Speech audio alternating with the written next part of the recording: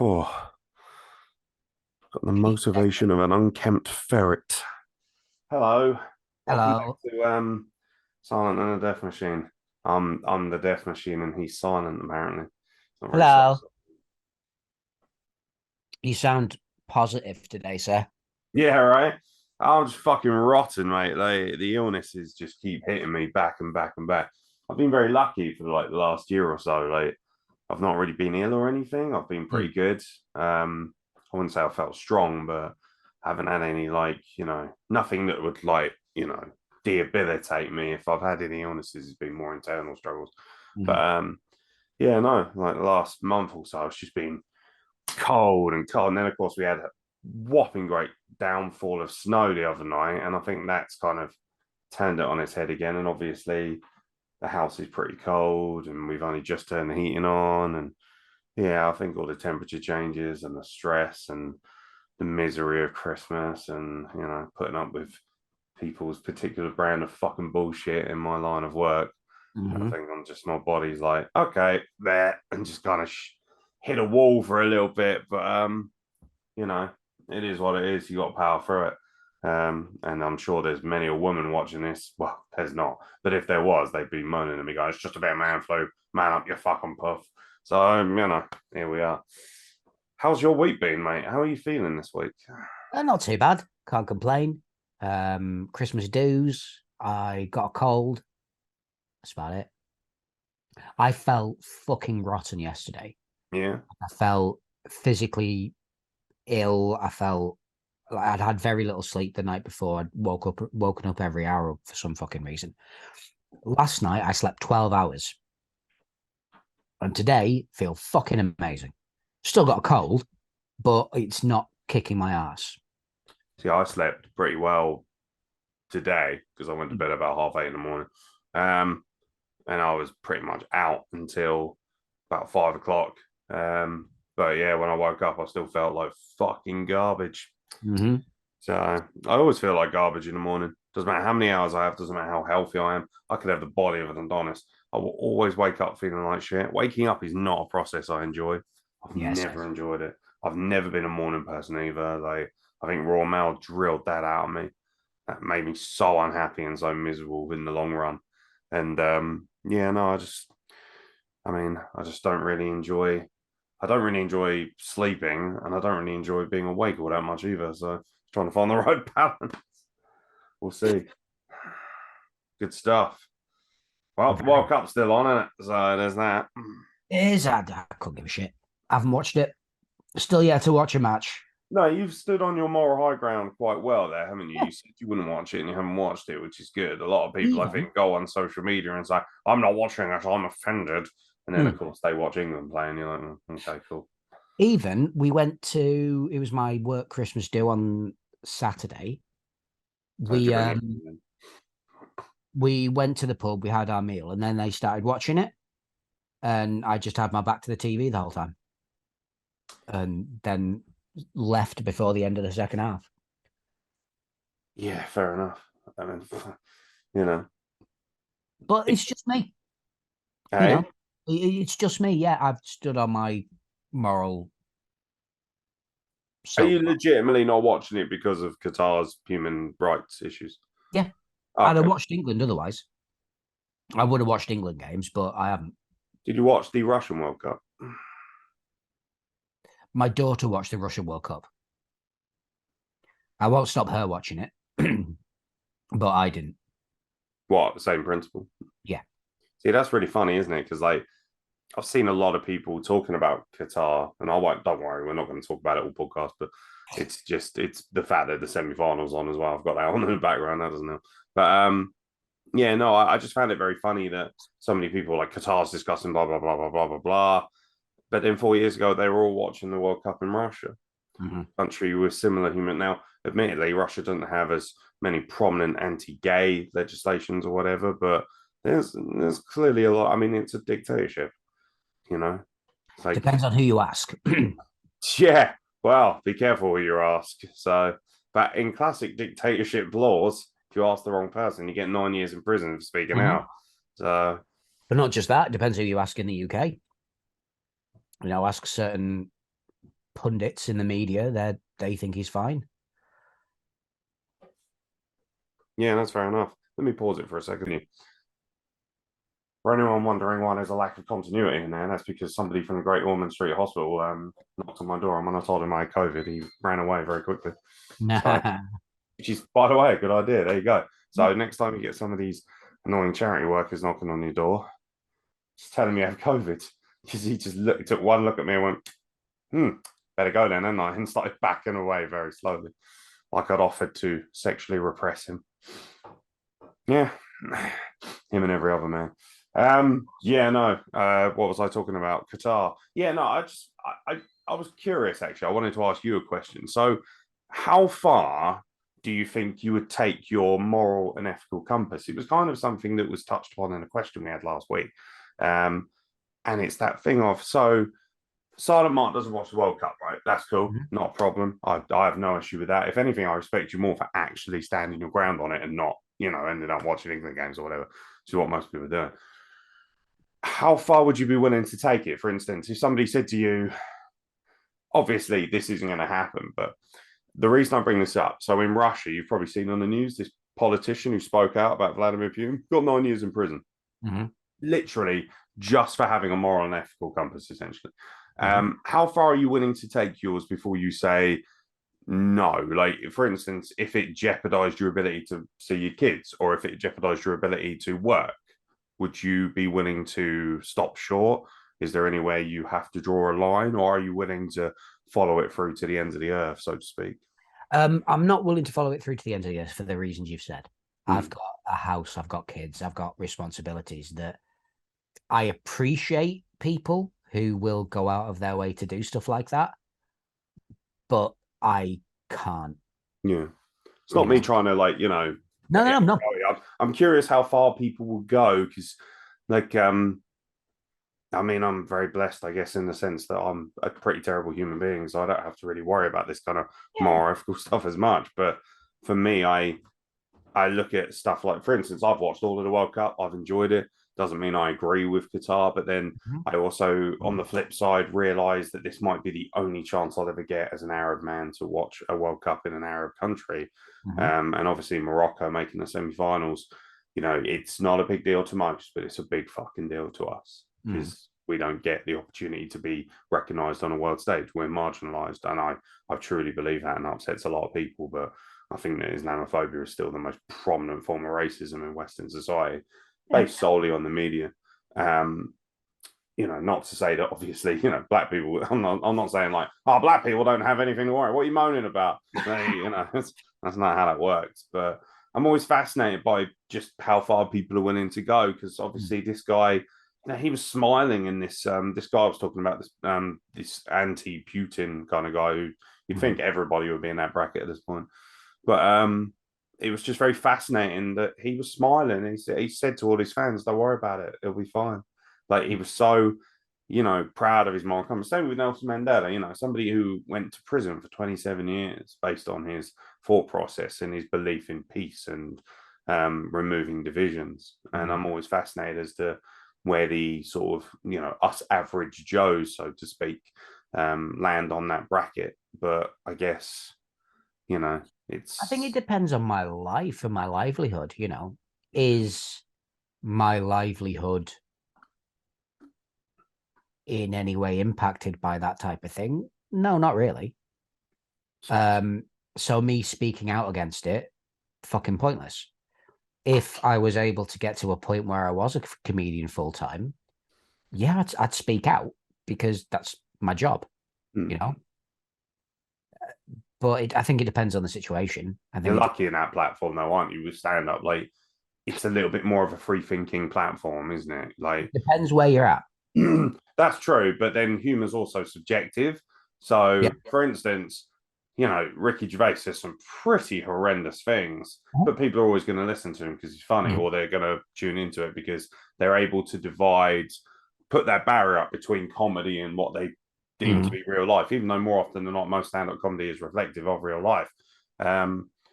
So, for instance, like where you work now, you can't walk in and say, You know, if your company, I don't know, decides to link up, it might do for all I know, but if it starts doing a link up with Qatar, for instance, or maybe there's a company and a working relationship, blah, blah, blah, you can't stand up and say, I don't believe in that, so go fuck yourself, because ultimately you need to get paid. You need to pay your mortgage. You need to, you know, look over kids. So it's that thing of like, so I'm not going to ask you. I was going to ask you, do you think that demeans your ethical or moral compass because you're not able to take it a certain degree? No, because I think it's based on your circumstance, and it Okay. depends on how selfish, in inverted commas, you are. I'm selfish. Yeah, same By, here. by which that I mean, if I say something to higher ups at my work, if I say something to higher ups to get into trouble with that type of thing, I could look at going to jail, which means I could lose my house. I could lose my children. I'm selfish enough to want to keep my house and children. I want to keep my lifestyle. I want to be able to keep living the way I live. Proof that being selfish isn't always a bad thing. Yeah. And so it annoys. I am genuinely annoyed by people who will go out and do these things and put their children in a worse off position. Because I get why they're doing it, and they're doing it with the best will in the world and the best heart in the world, but first comes your children. Which probably brings up a very important question of how many revolutionaries have you seen with a family? Exactly. Exactly. I am of the, thought that leave that type of shit to people who haven't got anything to lose. Because there are plenty of people with nothing to lose that are willing to do that type of stuff. You've got stuff to lose. Be selfish enough. But again, I think it's more selfish to do what you want to do and not think of your family. You know, Mm. someone chucks a brick through a painting because they want to give light to not using oil anymore. Well, fair enough. If you want to be a bellend about it, be a bellend about it. It's bringing noise to that cause, which is fair enough. Mm. But are you thinking, well, hang on a second, if you do go to jail for that, which that it's allowed to happen, what are your children going Excuse me. to what are your children going to be doing at that point? What's your partner going to be doing at that point? Yeah. I think it's more selfish to do so much for your own moral compass without having that first thought of your children. And the argument can be, well, I'm doing this to, bring light to the environmental problem, because it is our children that's going to be dealing with it later on down the line. Yeah, fair enough, but that's later on down the line. Your children are going to be affected now. So for someone like Joe Lycett, for instance, Mm. who, you know, is quite prominently shredded 10 grand and then alleges that he hasn't Mm. and whatever. Cool. Like at this point, I don't give a shit. But it's that thing of the one thing I'm fascinated by is so he's basically he's going very far with his ethical and moral compass. He's saying that I genuinely hate the fact that David Beckham is claiming to be an ally of homosexuals and then openly taking millions of pounds to help promote a country that hates us. Mm-hmm. So, which is not necessarily the case, more embedded in culture. It's not, they don't wake up every morning and go, can we continue to hate homosexuals? That's actually not how it's, I'm not saying it's a good thing. That's not how they look at it. It's not born out of hatred, it's born out of religion. And people can argue that for days.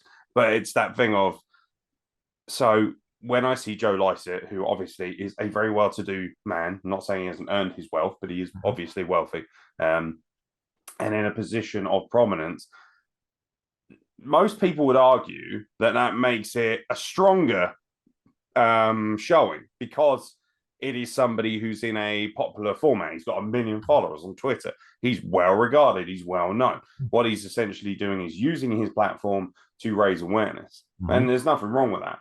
But the fact that he's rich, the fact that he's able to wantonly throw away 10 grand or suggest that he's going to do so, does that not in some ways demean or lower the value of his ethical or moral compass?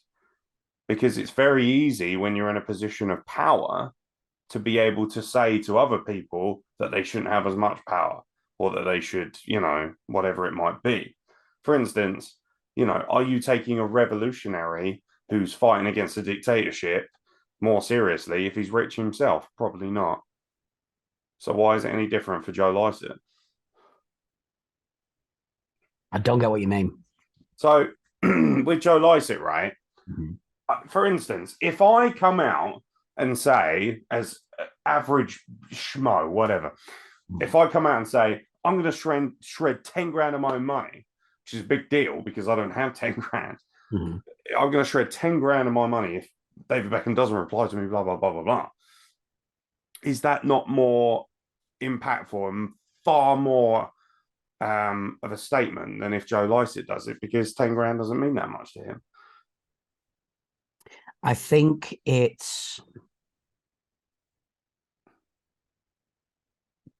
does mean more that you would be willing to do that, but it's noisier because he can do it. Because of his following and because he's so prominent. But does that not therein kind of lie an issue? Like for me, that is a big issue because, like for instance, I forget his name. Sadly, he's passed on. Do you remember this elderly fella who walked miles and miles and miles? Oh, Captain Tom. Yeah, like amazing human being, right? Wonderful man. And he wasn't a fairly prominent person, not in terms of celebrity. Obviously, what he'd done in his life was amazing, and he served and all these different incredible things. But I felt that was a far more prominent statement than say if I don't know if John Terry or whoever. John Terry's probably a bad example. Someone good, because he's an awful piece of shit himself, and his mum runs around Tesco's with chickens under his jacket. But it's that thing of I think that's a much bigger deal than David Beckham saying, here's 10 million to the nurses because I feel strongly that they should get paid as well, and the NHS workers and frontline workers, etc., etc. So that found great prominence, and yet something like Joe Lycett didn't. Joe Lycett did as well, and it's like that thing of like, well, like, okay, why are we picking and choosing who's a hero and who's not? In normal situations, the Captain Tom thing wouldn't have been a story because, well, I'll put it a perfect way. There is someone around the area that I'm in at the moment who is 10 and walked hundreds of miles for charity, raising money. Raised about a couple of thousand. Fucking brilliant. No one hears about it. Because we're not in the middle of a pandemic when we need good news stories.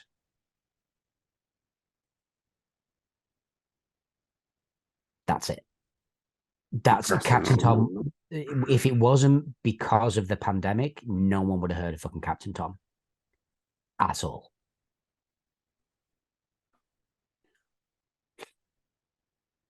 Do you think if I put it's an interesting question, it may not even be linked to it, but it's that thing. It's just been running around my head quite a lot, the Joe Lycett thing. And it's not even that I have an issue with Joe Lycett. I like him. I've actually been to a big fat quiz taping, and he was one of the team captains. It was very funny. He was with Sandy Toksvig. But it's also that, by the way, if you like, they're amazing to watch on TV, right? I don't know if you ever watched the big fat quiz on Channel 4. Incredible. It takes almost 10 hours to tape one of those. Like, do not ever go and watch it. Honestly, by the end of it, I wanted to kill myself.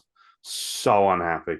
Like, the only thing that really kind of kept my spirits up was the fact that Badil and Skinner were one of the teams, and they were just fucking brilliant and interacting with people. They were really fun, bless them. And I've got a massive amount of love for Sandy Toksvig. She's one of my favorite people. But yeah, no, don't do that. But it was interesting to me because, like, at this point, I just feel like Joe Lycett is being a bit of a fucking tart, being a bit of a baby. He's just going on social media and crying. Oh, David Beckham, pay attention to me. Okay. Like, I get why you're doing it. I think the validity of it is absolutely fine, but this culture of, like, for me, what it is a millionaire telling an extremely, extremely even more wealthy millionaire how to spend his money or how to earn his money. That's all it comes across as to me. Like, it doesn't, for me, like, this will upset a lot of people, but for me, it doesn't add much value that Joe Lycett is making that argument. Like, I just think he's a bit of a, I think it's a bit pompous when people of wealth and position are telling other people what. It just feels like very elitist behavior. It's like elitist playground bullshit, is what it is. So from my point of view, I think I appreciated it more because I do see why he was doing it. You know, it's someone who you've looked up to because he's had your community's back suddenly decides that he wants to help advertise people who are literally against you. It's But it's more, the thing is, right? So nobody's saying that it's good that Qatar has anti-gay legislation or whatever, but it's not born out of just, they didn't, like, it's not like when they formed the country they sat down and wrote out their own constitution and right, no gays, certainly not, we'll have none of that sausage jockeys running around our fucking Arab world, we'll have none of that nonsense. Like, this is inherently, like, it's in every fucking religious context. I think what frustrates me is, and this is coming from somebody who is a partially gay man, or if you want to, prescribe to me. And that's another thing I wanted to talk about as well, is kind of my sexuality and how it pertains to how I succeed. But it's that thing of, so, you know, where do we draw a line here? Where do we start? Like, so, because there is a prominent gay presence in Qatar. mm-hmm. People who are Qatari residents who are identifying as homosexuals. Mm-hmm. Are we, so what about those people? Where's Joe Lycett's attitude for that? Is he saying, because what he's essentially saying is, don't align yourself with Qatar because they hate the gays. That's pretty much where he's drawing the line, which is fine if he wants to think that. But that isn't for me systemic of every single person that lives in Qatar. It might be systemic of their general government and things like that. But, that could be applied to United Arab Emirates, wherever. So it's that thing of, what? So what you're essentially saying is this country hates gays and therefore nobody should be allowed to be aligned with it. So where does he stand on gay people who live in Qatar? Should they be forced to leave based on the fact that they're gay? It's to do with the government doing it. It's to do with the government stance. So why is that David Beckham's problem? He's not part of the Qatari government. He's not, but he was helping advertise the Qatari government. He was asked by the Qatari government. He's advertising the country and its tourism destination. At no point is he coming out with his, with a suit on and saying, I support the Qatari government. That's nonsense. No, but he's been asked by the Qatari government to do it. Do we know specifically that it's the government, or if it's, for instance, they might have, I don't know, whatever you might call it, tourism and leisure. That's part of the government. Well, in that case, yeah, but the thing is, right, for me, it's, so at no point am I saying that it's a good thing to advertise Qatar or anything like that. Although personally, I don't give a shit, and that might upset people, but I just don't. Especially when this country itself has prominent issues with racism and Islamophobia and homophobia and all sorts of things. So, I'm one of these people. Can I turn it around a second? Go for it. You know my support of you. I am so fucking supportive of you. I am supportive of anyone. I don't give a shit who you are, what you look like. I'm supportive of you in general, unless you're a dickhead, which I don't. How would you feel if I went and started helping promote Tommy Robinson? See, the problem with that is it's an individual voice of pure hatred. Qatar is not. Okay, the EDL. Again, it's very difficult. Like, first of all, if you want to do that, that's cool. Okay, I'm not going to support that decision. It wouldn't affect my ability to be a friend of yours. unless you had chosen to use that as hatred towards me, in which case that's very different anyway. When someone outright says, I don't like you because of what you are, that's fine. I think it's very dangerous to just draw this simple line. Qatar hates gays, end of story. That's not really a factual statement. I don't think it was that simple. If it's not that simple, then it shouldn't be that simple to just say David Beckham's wrong for doing that. We need to look into what's he doing with it, what's he doing with the money, who's he approaching, who's he speaking to. You know, people kind of act as if this is a very easy thing to throw a blank over. David Beckham has walked into a room or an office and somebody has literally slapped down a fucking manifest and said, right, we hate gays, so here's 10 million to support our country so that we look better. People are just making massive assumptions. But do you hate Andrea, for instance, Andrea Pirlo, right? I don't know if you know him or not, very prominent Italian footballer, was Italy's captain, basically the David Beckham of Italy. Very gorgeous man, long flowing hair, gorgeous beard. He's very sexy. But as most men and women would agree. But it's that thing of, so nobody's giving him shit, but yet I see his adverts literally on ITV every day advertising the fact that he's on a beach in Qatar. Not a fucking sneeze. And don't tell me it's because he's Italian, because that's a lazy fucking attitude to have. Has he been a huge advocate for the LGBTQ plus community? So is it more, so do you think that because for me, surely that gives David Beckham more credibility than not? No. Why shouldn't it? The same reason I come back to me advertising the EDL. Yeah, but have you at any point been a supreme ally of Islam or Muslims or Arab people in general? I'm an ally of anyone. Yeah, see, that's like, yeah, but that, no offense, but that doesn't mean anything. Because it's that thing of like, okay, the EDL have the opposite views to me. Yes. But if I then go and start advertising them because they've given me a suitcase full of money, am I not a bellend? Yes, but it doesn't mean that you deserve to be this target of extreme aggression. Like, the thing is, right, as well. Is it extreme regression? Do you think Qatar as an overall country is worse than the EDL? Like, if I said to you, right, you have to rank what's more horrible, Qatar or the EDL, what would you say? We're not talking about Qatar, though. We're talking about Qatar and its laws. But that's inherently Qatar, is it not? Not the people of Qatar, no. So, again, that kind of falls into my... It's not really an argument I'm trying to make. What I'm trying to dig down to is the root of why are we so aggressively pissed off with David Beckham taking money to promote. And by the way, again, it's that thing of very easy for somebody who's already got plenty of money to say you shouldn't be taking money. Again, it's a rich person saying to another rich person, you don't need that money. I'm seeing people of basic standing going on Twitter and saying, oh, it's not like David Beckham needs the money.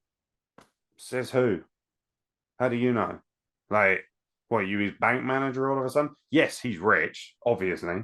But it's that thing of, what, is he not allowed to be richer? He's not allowed to make more money? Like, for that, I very much doubt that David Beckham at any point took all that money and thought, this money's more important than the gays. That's not what he's doing. I just don't believe that to be true. I think it's a very lazy opinion for people in the gay community, which, by the way, I'm a part of, to say, oh, David Beckham hates us now. No, he doesn't. No, I don't think it's the whole thing, and even Joe Lycett said it himself, is your moral compass that loose that you will take this money and help advertise for a government that thinks that people you adored shouldn't exist? I don't think it's to do with the way he did it. Do I agree with it? No, I said it when we first started talking about it. I kind of get what he was doing, threatening to shred it. Bit of a dick move. Is it less, by the way, just out of pure curiosity, if you isolate, so he comes out afterwards and says, I made it look like I traded money, but actually I donated 10 grand instead.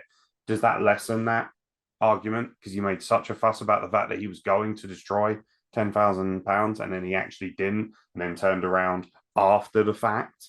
Does that not scream of backpedaling in some ways? Because he chose to say that after the fact? No. It's For me, it does.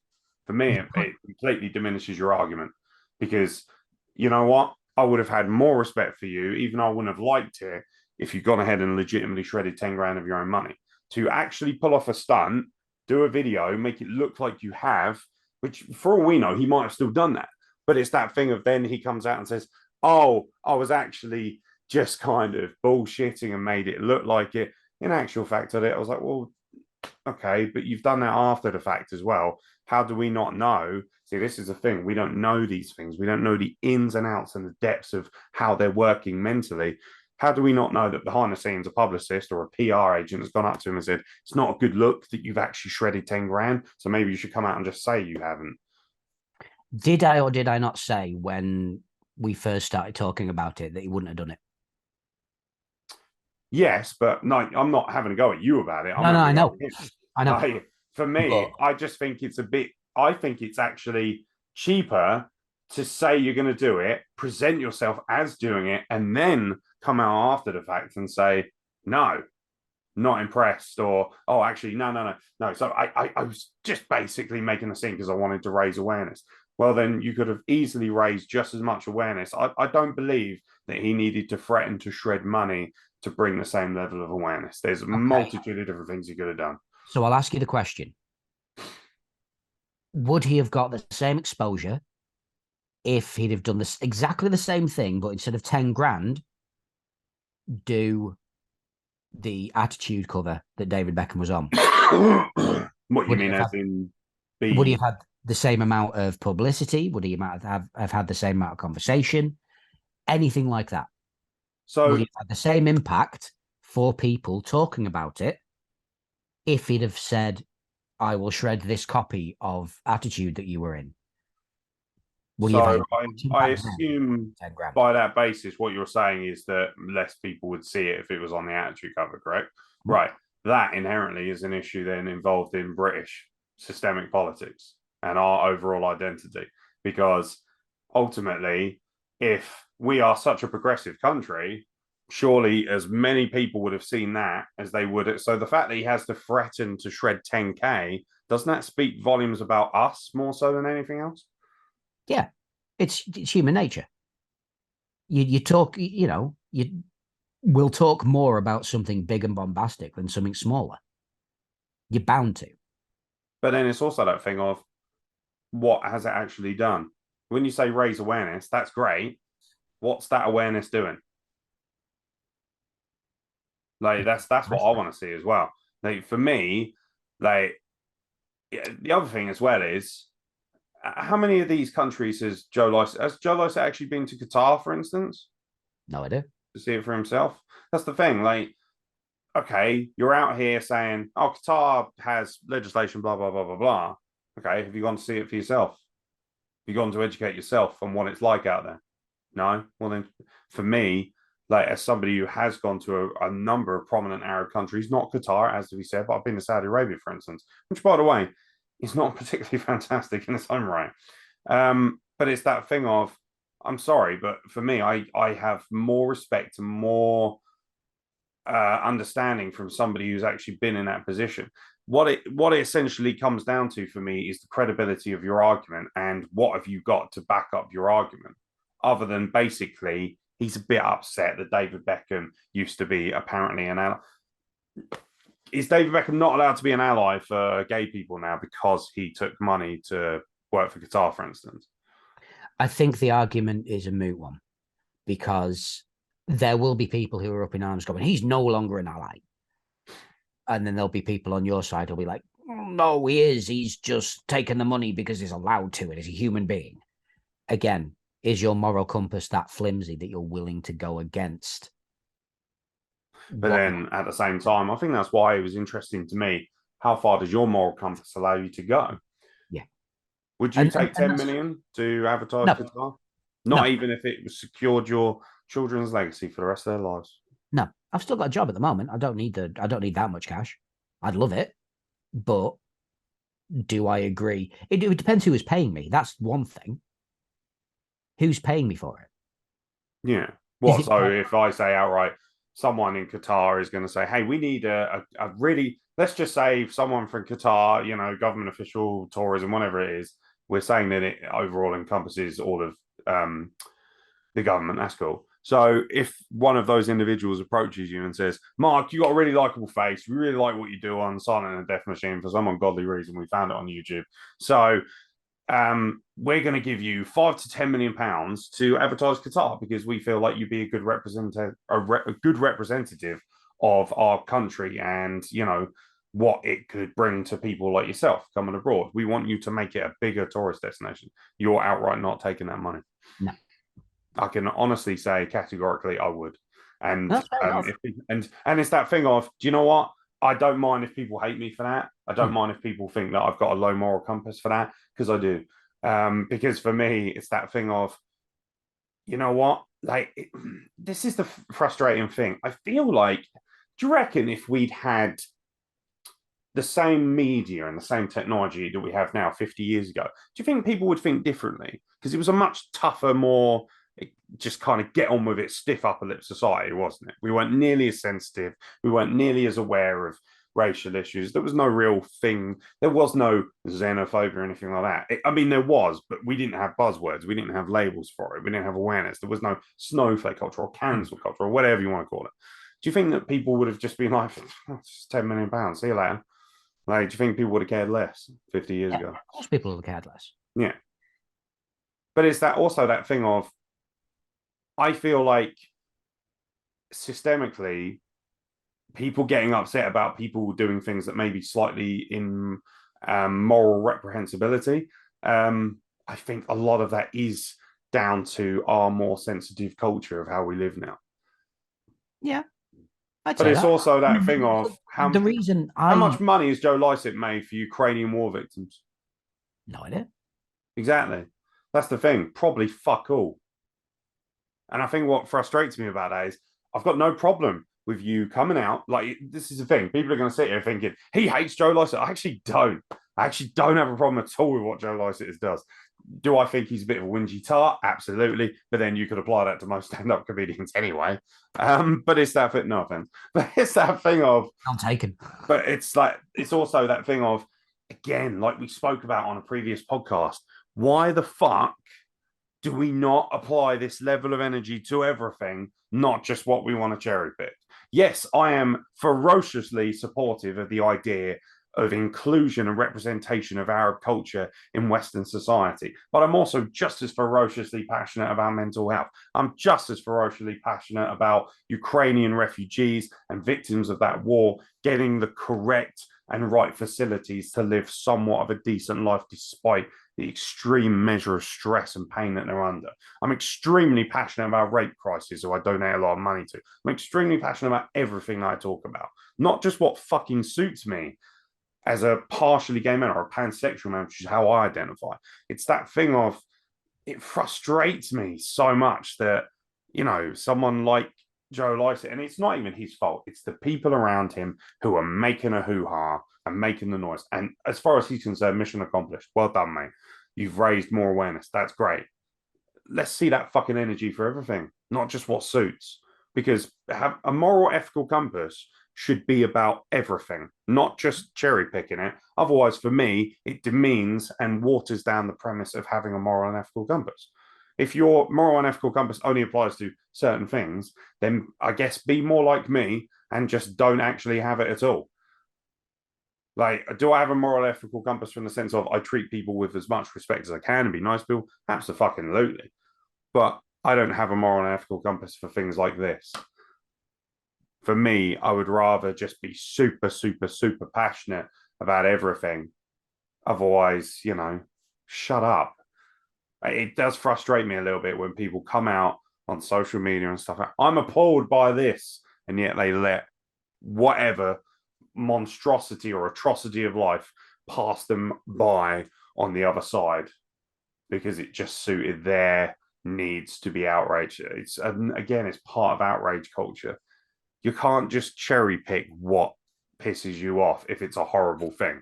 If it's all horrible, then it should all piss you off. To be fair to Joe Lycett, he does a lot of work outside of just the LGBTQ plus community. Very big environmentalist, tried to go against Shell in a still very, very big TV show. There's all sorts that he does. He isn't one of those that does just cherry pick. Does he make a noise about everything? No, probably not. But he's one that he will make as much noise as he can in a short space of time, which I think is what he wanted to do with this. He went on TV a while back and properly kicked off against I think it was the Shell thing, where basically he went on live TV and had an argument with the host about the thing he was doing. And it kicked off in the newspapers and stuff like that until he turned around and went, right, I'm doing it for this reason. Because Shell are making millions from this, that, and the other that they really fucking shouldn't do. And he does that type of shit and does it very, very well. This, to me, was just another one of them. I agree with you. People do cherry pick. But it's the reason why, for me, I'm not watching the World Cup, but I also, apart from us talking on here, I haven't told people that. Yeah. I'm not one that's be like, oh, well, I can't believe people. I don't give a shit. What you do is what you do, whether you're in the Joe Lycett camp of doing really big bombastic things to raise awareness for a thing, or the other side of it, which can be fucked. You know, I'm squarely in the middle where I'm doing all I can. That's my physical, mental, and monetary ability to be able to do. And apart from that, you know, it's a shame. I'll give money to things if I can. I'll raise awareness for things if I can. If I can help to the climate crisis by not traveling into a place, by not driving as much, by not doing this, that, and the other, I'll fucking do that. I love the idea that a vegan lifestyle is better for the planet, but I have three things up with that. One, I like to eat good food. Two, vegan food is much more expensive than me buying a cheap steak. And three, you try getting kids to eat more vegetables. Ain't gonna fucking happen. It's funny because the first argument that I would hear from that, as somebody, I was vegetarian for a year and a half, and actually it caused a lot of dysfunction within my body. I struggled with it because our bodies are conditioned to what we eat on a day-to-day basis, and actually my body rejected a lot of that stuff, especially the faux meat stuff, you know, like Linda McCartney and things like that. But the first thing people saw, so because that was one of my arguments, was why is this stuff so expensive? And the argument they always make is it's expensive because not enough people buy it. And if everyone did, then the price would drop down dramatically. Well, when it becomes cheaper, I'll fucking do it. But it's that thing of, again, waiting for somebody else to do it, isn't it? It's kind of like we were speaking last week about somebody starts a football chant. You know, some people will start it, some people won't. And those people who don't will wait for the person to start before they join in. You know, it's kind of that thing of being like I disagree vehemently with that in the sense of you have to be proactive if you want change. You do. If you want a vegan lifestyle, if you want to, like, you know, it's that thing, and it's okay, I understand. But if the mentality of I'm not going to be a vegan because it's too expensive, that's fine. That's not a problem. I have no issue with that. At the end of the day, you spend your money how you want. But it's also, I totally agree. Kids ain't going to eat vegan food, simple as that. But unless they're Greta Thunberg, or Greta No Thunberg, however you want to look at it. But it's that thing of, I'm quite proud of that. I should have kept that. It's that thing of, I know, right? It's that thing of, so, you know, like for instance, I'm very passionate about animal welfare, but I eat meat, and that makes me a massive hypocrite. I'm aware of that. But I would rather So, for instance, I won't name him because it's unfair, but there's a wrestler I know, very prominent. You probably know him as well. And I know I've done work for him recently, and he is vehemently a vegan. Like he doesn't, eat anything that is even remotely animal produced. And he's of the opinion of, you can't be passionate or love animals and also eat meat. It makes you a massive hypocrite. And I agree with that, but then I also agree on the flip side of tough tits, mate. I like a fucking steak. There, you know what? And that's why I don't fucking subscribe to moral and ethical compasses too much, because I'm aware that mine is hysterically broken. Mm-hmm. Most are. There is not one person in the world who isn't a hypocrite about something. You know, the climate people that don't just stop oil protesters who will glue themselves to tarmac and stuff like that, and it'll do this, that, and the other. Firstly, how are they getting there? Secondly, are they making sure that every bit of glue they use is vegan? You know, are they looking on the back in the middle of fucking Ryman's and going, it says it might not be vegan? No, they're not. Everyone's a vegan for some reason or another.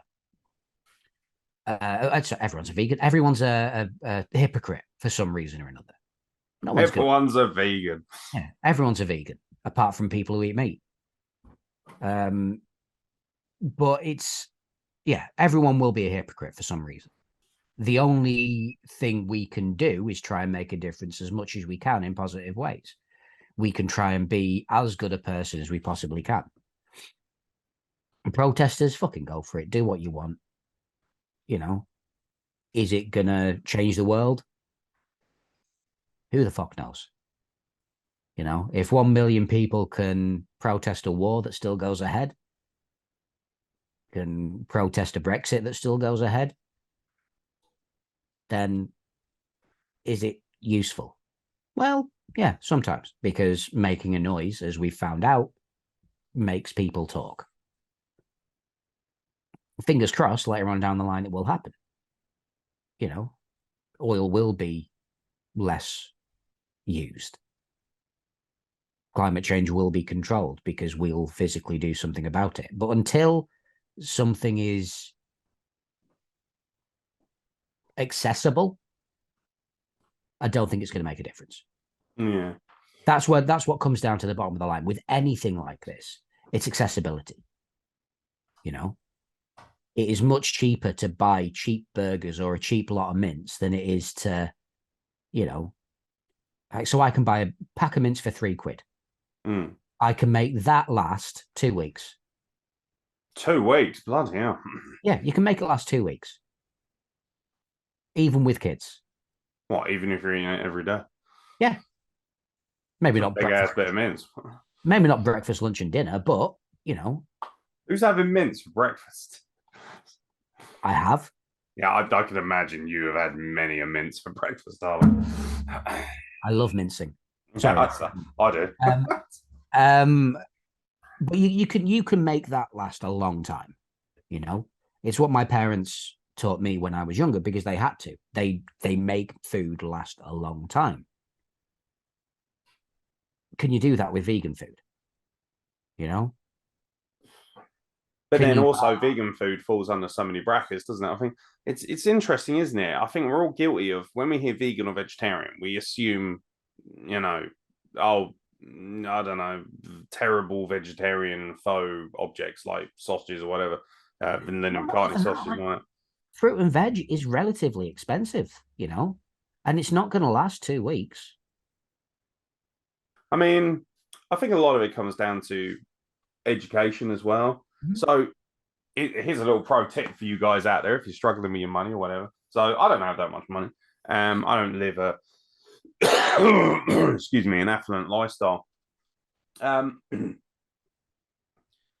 Freezing is really important, I think. Mm-hmm. Like I really, and I'm sure you've probably done this, but so one of the benefits of living in the arse end of nowhere is the fact that predominantly, also where I live is extremely white and extremely old.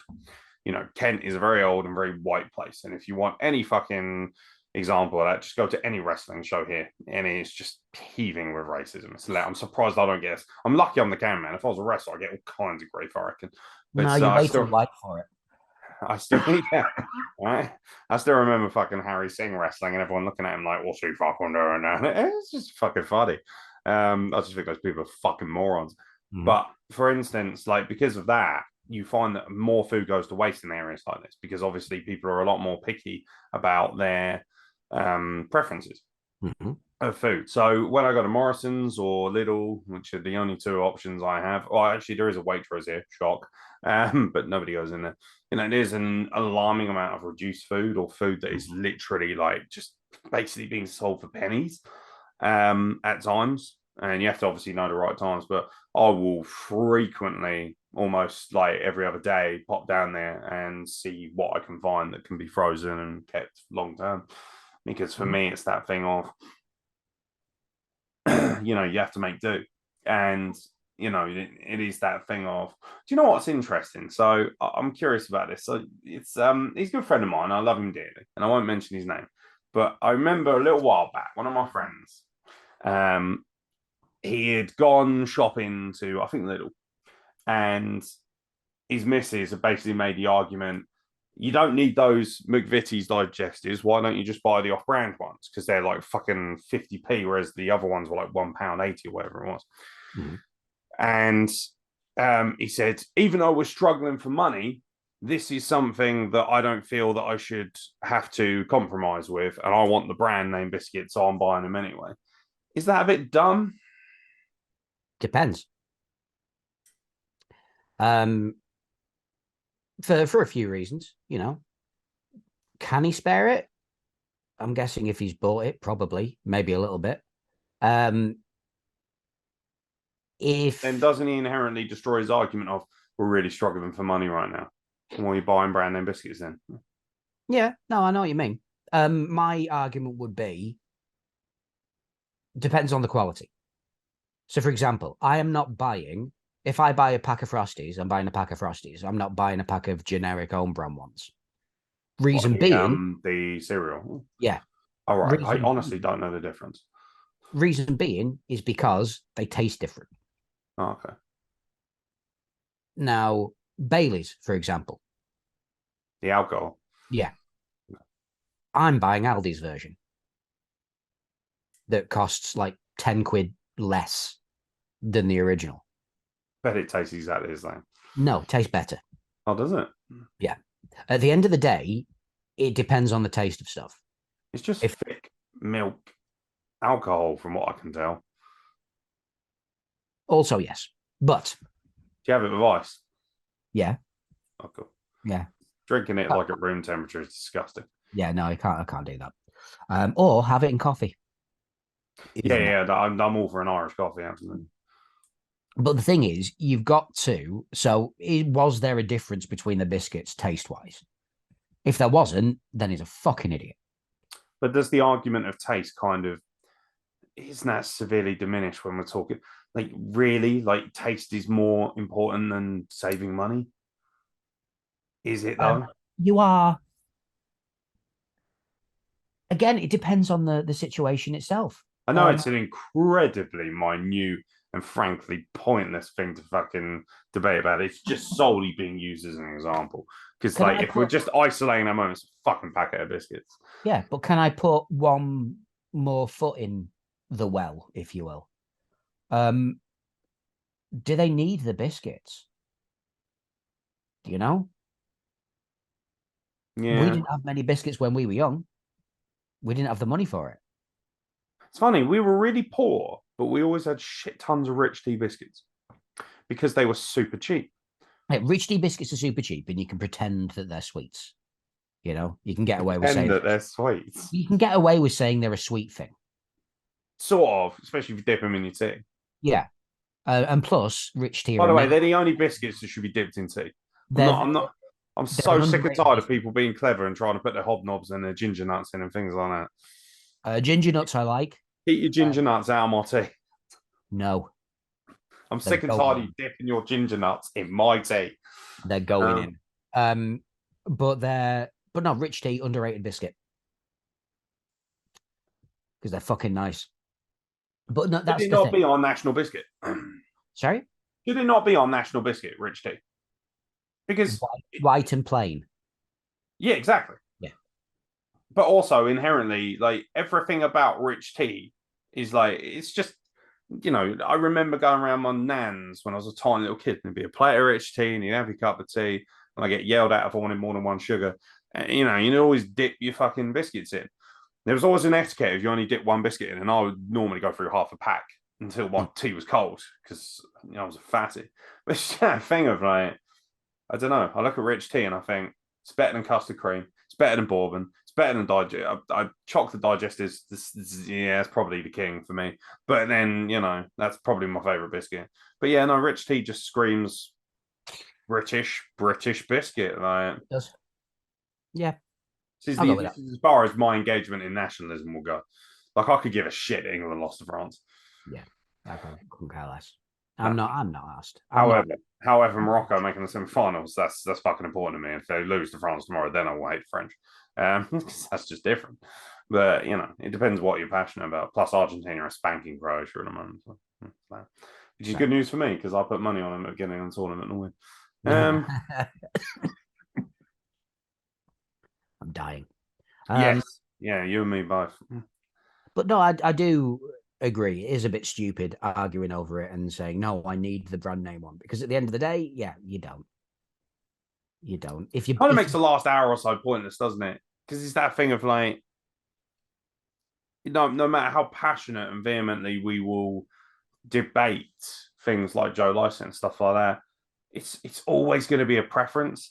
I think subjectivity is the most underappreciated and under recognized value in our society. Oh, it's mostly ignored. Yeah, subjectivity is completely. And look at wrestling as a good example. Me and Adam Lee can fucking go to war over our opinions on wrestling, but it's never going to change anything because ultimately it comes down to how do you personally feel? What is your personal preference? Yeah. Like, I could sit here and debate with you for hours, but it's interesting because I have no interest in changing your opinions or changing your moral compass. I don't really care about stuff like that. But a lot of people do, don't they, when they get into these ferocious debates? I'm not going to go away tonight and think, oh, fucking SilentMark, why does he not watch the World Cup? I demand he watches the World Cup. I'm going to message him until he watches watch the fucking World Cup. Why aren't you watching it? Like, people lose their mind. I could give a shit. I'm going to go away and think, probably going to have a wank. And then, I don't know.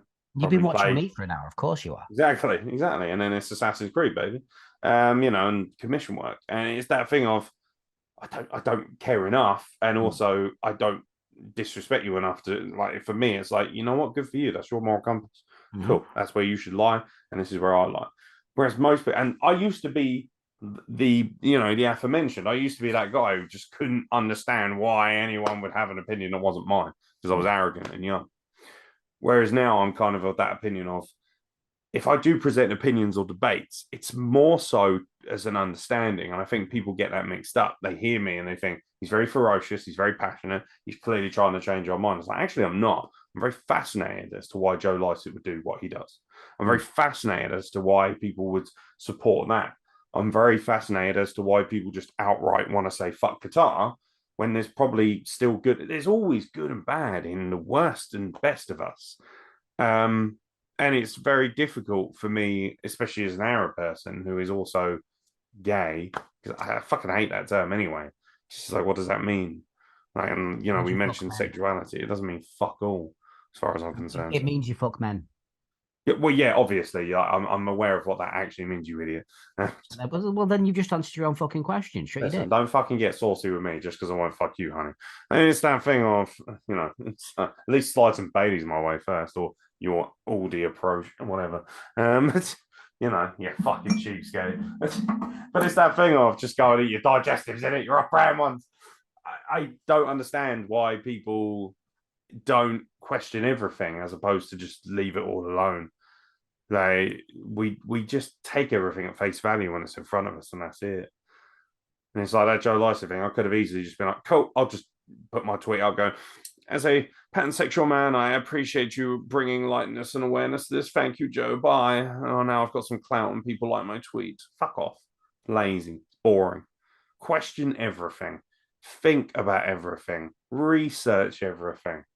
Don't just take it all at face value. People who take everything at face value are lazy and inherently more boring as well to talk to, I find. And I do. And exactly. I take a lot of things at face value, and it's simply because I don't have the fucking time or energy. No, but then you also have kids and a house and shit like that. I don't. So I have the ability to be able to be like, do you know what? I want to delve into this more. Someone said to me the other week. But isn't that kind of the point of this podcast, to delve into societal issues like feelings, mental health, whatever it might be? Someone turned around to me the other week and they were talking about something Illuminati wise. And they said, "Oh, you're one of these who just who thinks about who doesn't think about things other than what they've been told and this, that, and the other." I just went, dude, I'm depressed on a daily basis. If I wake up and I get out of bed and go to work, it's a fucking positive. I am doing wonders. Even at bar low, hun. Yeah, I am doing my own my own mental health without thinking about that type of shit. Because if for a second I thought about it properly with any sort of worth, there would be no point in living. Yeah, you can fall down a rabbit hole.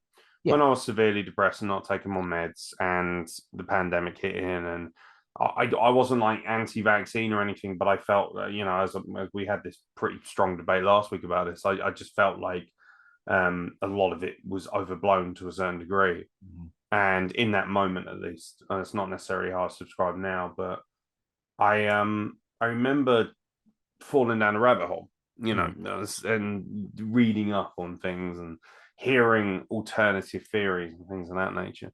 And it did inherently make me a very sad person.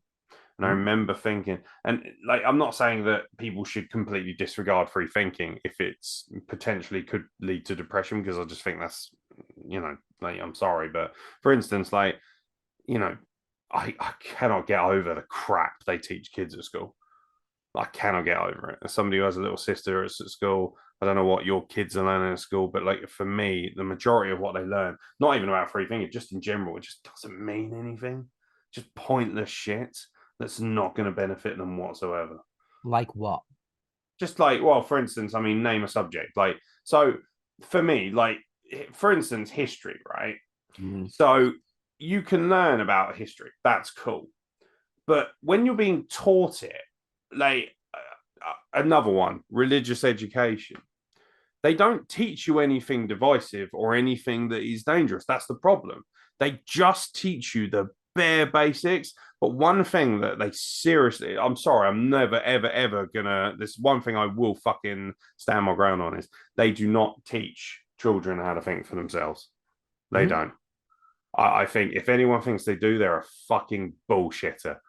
And I don't need to have kids to know that. I have, you know, young sisters who are in the school system or have just come out of the school system. I have multitudes of friends who have kids who, well, frankly, are fucking stupid. And I hate kids anyway, as we know. But it's that thing, not yours included. Obviously, I've met your children. But it's that thing of, God forbid, it's that thing of, they're like me. Frustrates me, because where are they going to learn, most importantly, how to be themselves when they're young? It's really hard to teach yourself to be yourself when you're in your 30s and 40s. You need to learn that young. You need to learn self-esteem. And I think they inherently, systemically take that away from us in our society now. They deliberately teach them to live within a very small circle or a bubble so that it's much easier for them to be manipulated into doing what they want. And people are going to be like, oh, well, look out, here comes Captain Illuminati. But it's that thing of, it's not even that. It's just the case of, you know, can you imagine 9-year-olds having anxiety 100 years ago? No, they probably did, but it's that thing of you would never even thought of the concept. Whereas now we're like trying to bring in all these things of like, oh, my 9-year-old's depressed. Oh, she's got anxiety, blah, blah. And I'm like, that's fucking crazy. Like, no, we shouldn't live in a society where anyone of that age should really even understand that concept, let alone have it. But you contradicted yourself there, and that was quite fascinating. Go for it. Because you said yourself that they weren't taught about that when they were younger. They probably had it, but they weren't told about it.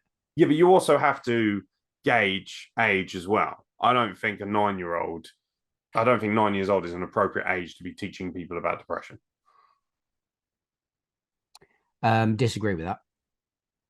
If someone had taught me about it at 9 years old, I would have probably thought, oh, that makes sense. I am teaching my kids that it's okay to be unhappy, that it's normal to be unhappy sometimes, even without knowing it. I'm very open about my mental health with my kids. Yeah. I don't think that's inherently bad. But for me, like I don't know. One of the biggest problems with children as well as an overall subject is everyone's going to have a different idea of how they should parent their own children. Everyone's going to have a different idea of how to educate a child.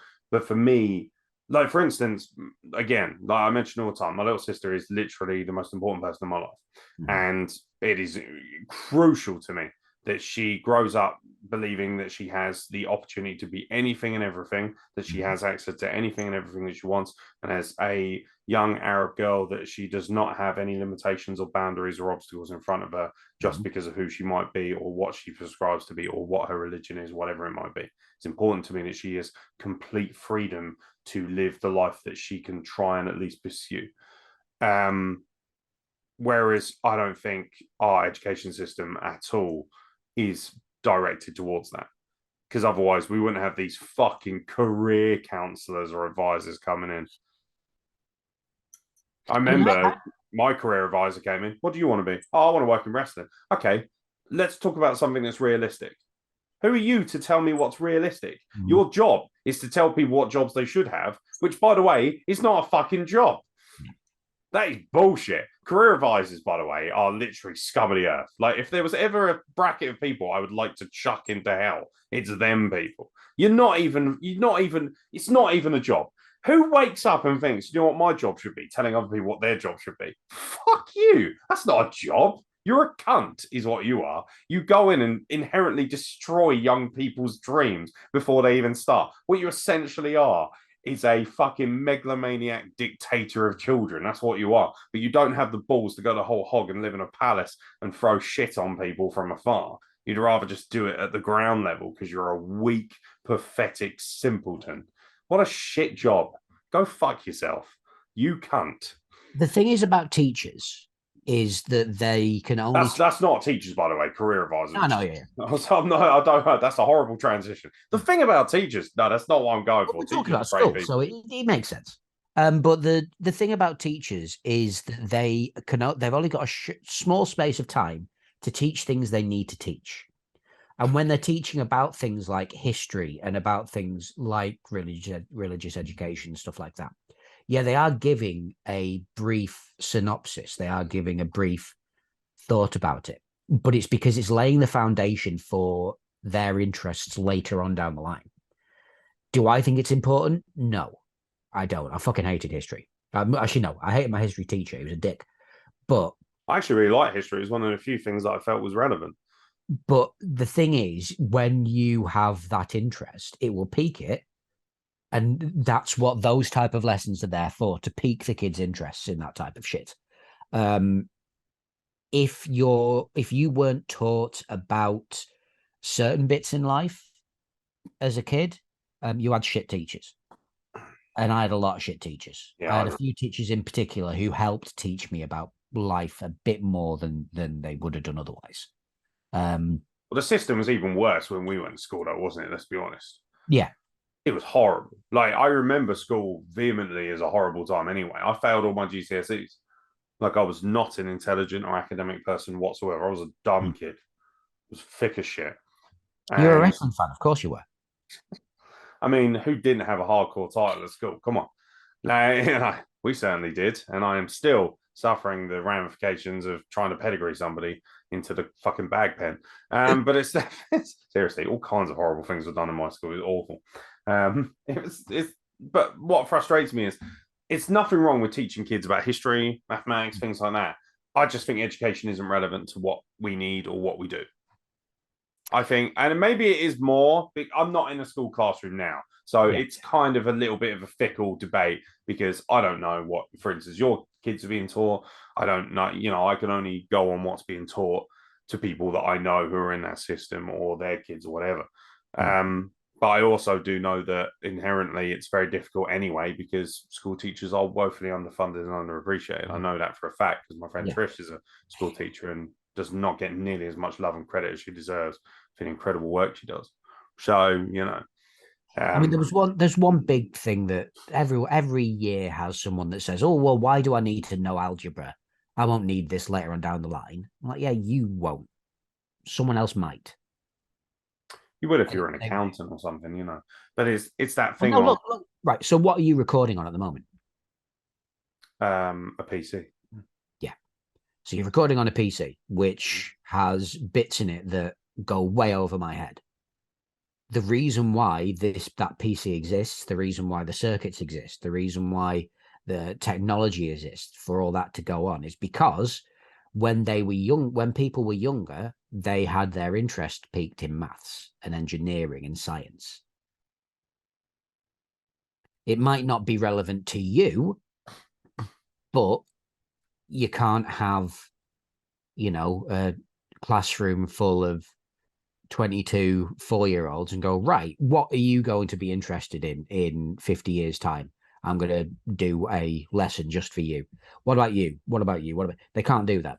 They need to kind of blanket, this is what life is, pick your bits. And then when they get to fifth form, sixth form, they go, right, pick your bits more thoroughly. And then they So get do you to, think inherently the school system works? Do you think it's good? no, no, but there's two different sides of it. Yeah. I would say as well that my debate does centre mostly around secondary school. I think primary school wise now, I think they've got a generally good handle of how to sort of bring them in. I think it's very difficult. Things like sex. That's the thing though. Like, obviously, it's not working as well because, like, for instance, sex education. We live in arguably the worst time. Did you see the I don't know if you saw it on Twitter, the Channel 4 sexual harassment thing that's come out, that it came out yesterday. So they did a documentary about sexual harassment and they released a clip on Twitter. It's quite harrowing, but it's worth watching. So this woman, undercover reporter, actively went out and pretended that she was drunk and to see what the kind of male behavior was. And she was followed back to her apartment by some random bloke who had every intention of doing nefarious things and taking advantage of. And then was kind of collared by members of the crew. And he was like, oh, I wasn't going to do anything. Just horrible behavior. Yeah. And it was that thing of like, holy shit. It's like literally, like, we're not talking about an isolated incident. We're talking about something that is essentially a pandemic of its own. Horrendous sexual behavior and just fucking disgusting behavior. Like, just don't fucking do it. It's unacceptable in our society. And yet it is so prominent. And for me, that starts with a lack of failure to educate people in the first place. Yeah. How many times as a kid were we taught to respect women's boundaries? I don't remember anyone, even female teachers, ever telling me that.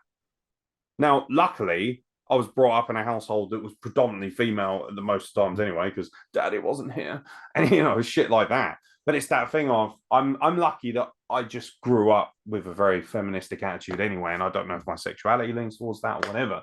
But it's that thing of I don't ever remember as a kid, and even then, the one thing I will say is back when we were young, you could still get a fucking good waffling if you misbehaved. Mm-hmm. You're not getting that now. God forbid. For the most part, it's unacceptable to hit your children and stuff like that. And that's another fuck. I mean, there's so many different things we're opening up here. But it's that thing of I don't recall ever being taught correct attitudes towards people, correct attitudes specifically towards women, conduct and things of that nature. And don't tell me that people aren't sexually active at 13 and 14. They shouldn't be, but they are. Mm-hmm.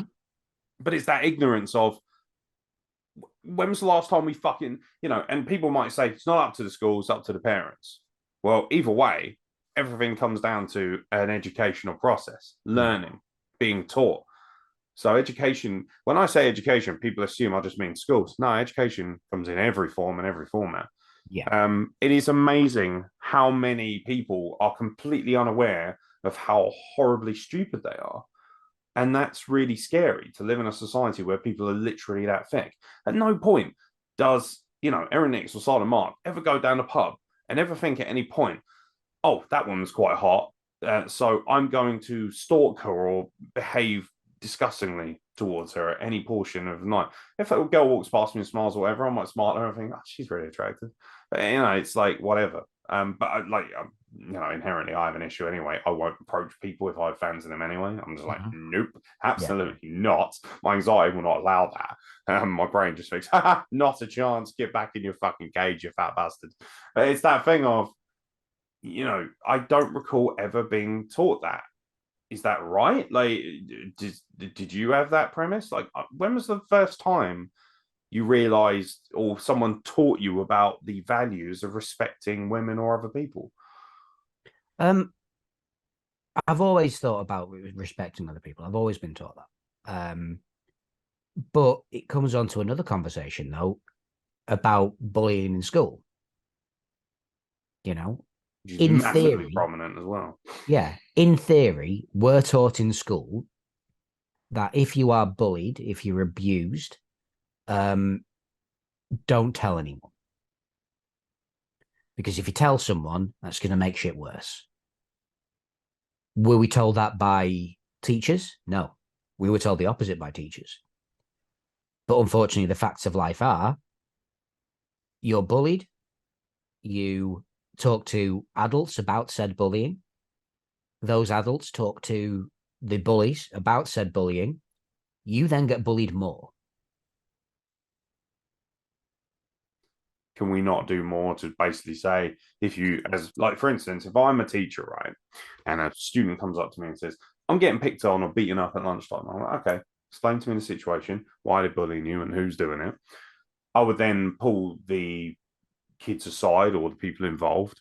If needs be, I might have to contact their parents, depending on how physical, obviously, it is or how violent it is, because sometimes it does get really out of hand. People don't realize that.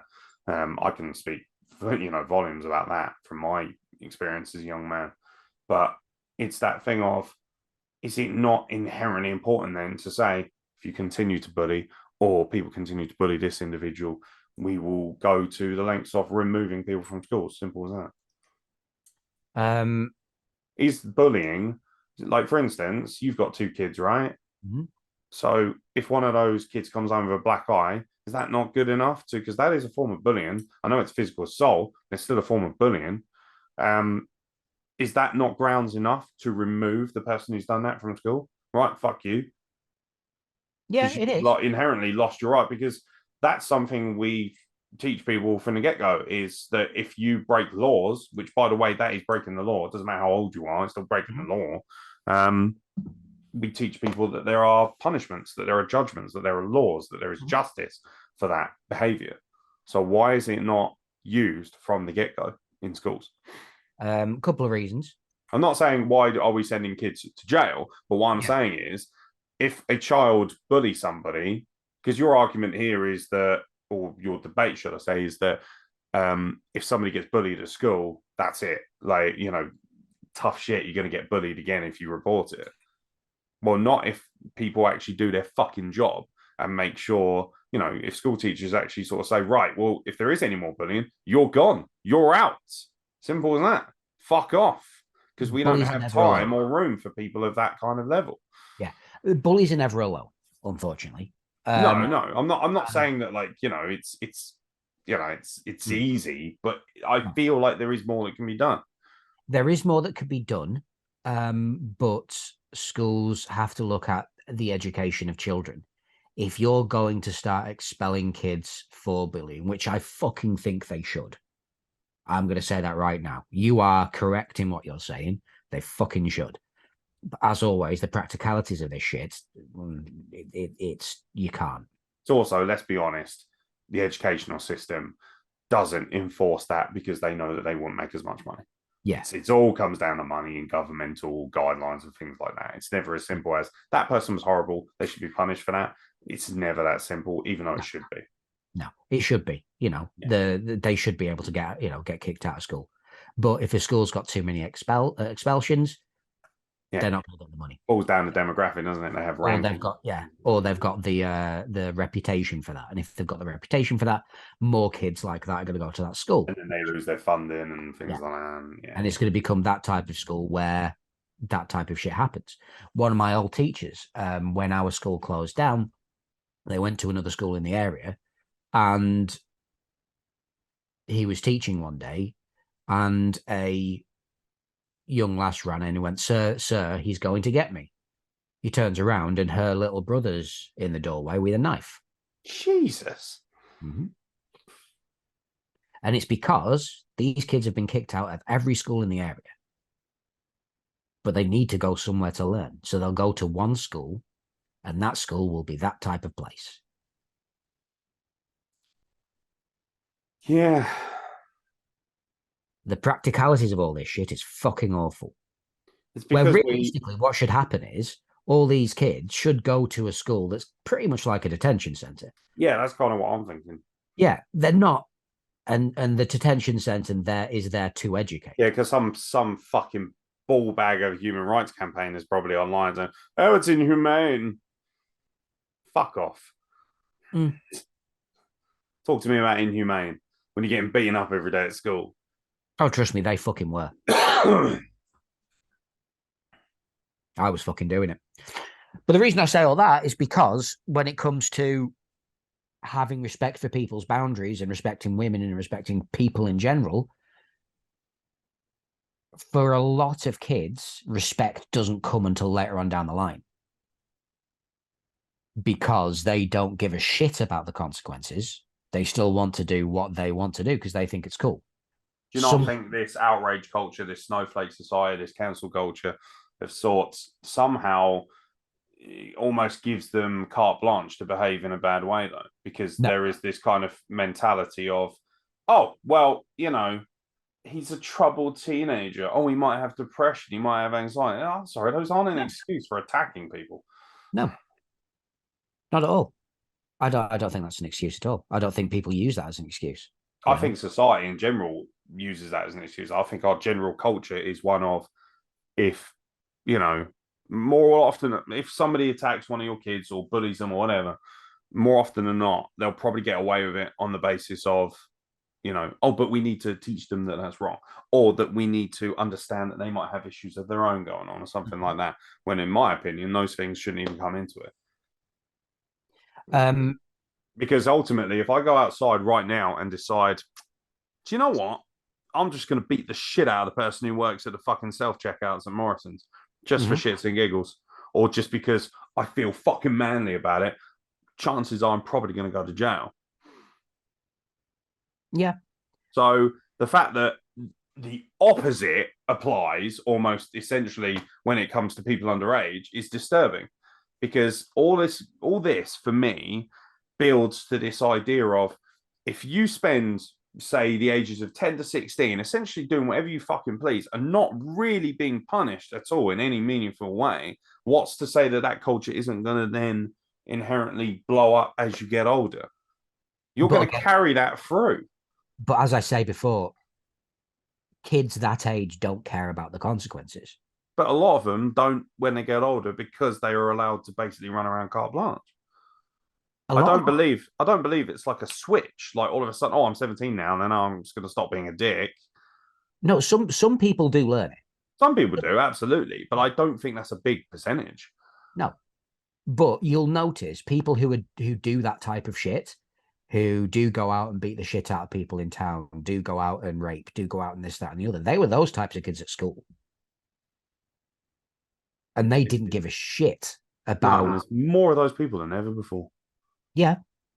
And I feel like it's not even about necessarily being strict at schools, although I do think that, you know, certain schools need.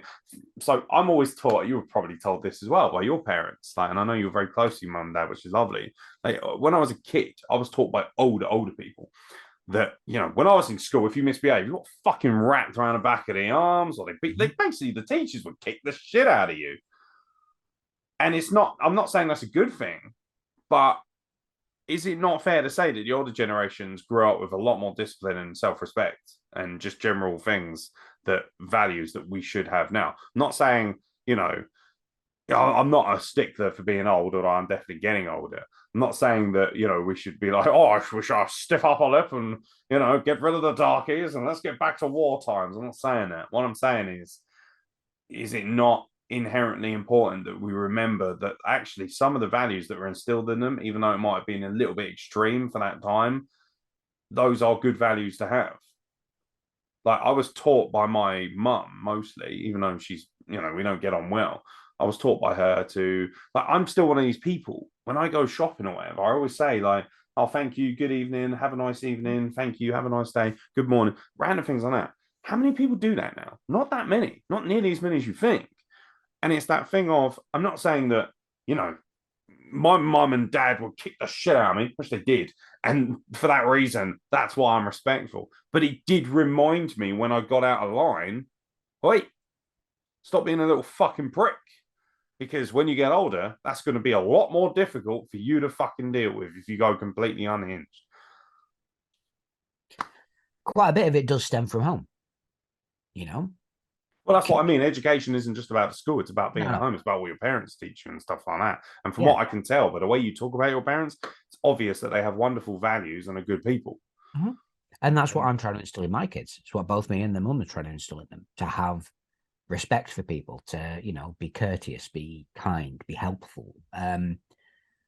Kids aren't, a lot of kids at the moment aren't taught respect because they're the kids who were bullies when they were young and they don't give a shit. So they'll breed kids who don't give a shit. And because they don't give a shit, they will also breed kids that don't give a shit.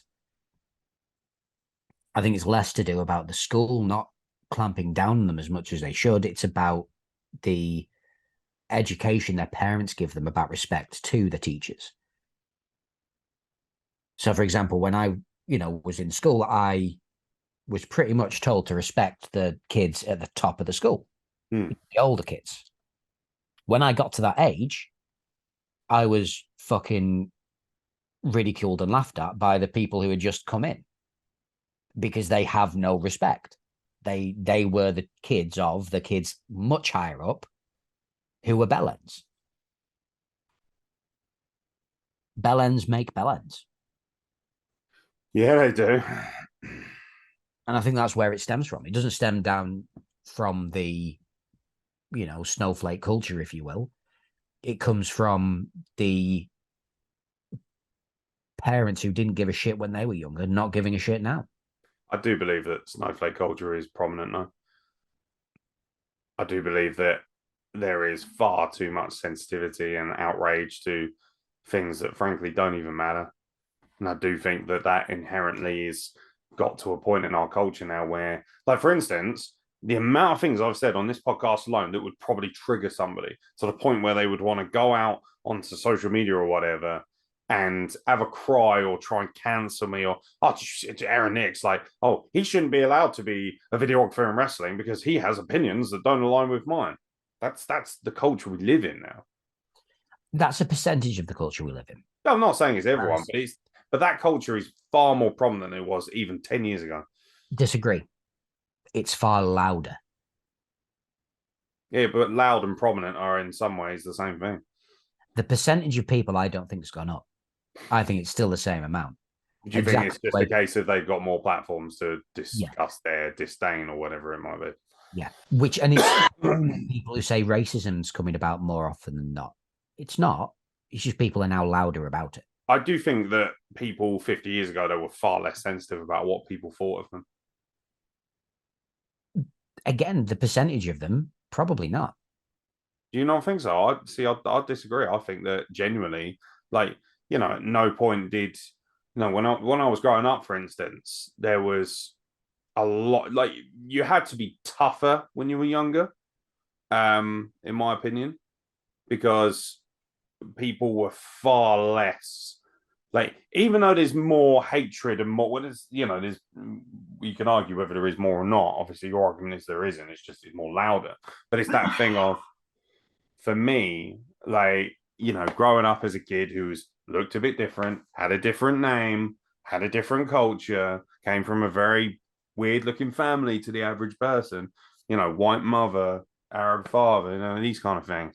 Having problems with sexuality at a young age, because obviously it's just what kids are like. They don't fucking they Cover it don't think up. it's no, they don't understand, and they hate you for it. Whatever, they hate anything that's different and not normal. Mhm. But it's also that thing of, for me, growing up, I had to endure a lot more than I would now, simply because you can't sneeze without somebody fucking clobbering you or saying so. I'm not saying that we should always challenge racial behavior or whatever it may be. Any horrible behavior should be challenged at any point. Mhm. But at the same time, I genuinely believe that we are too sensitive as a culture. I do.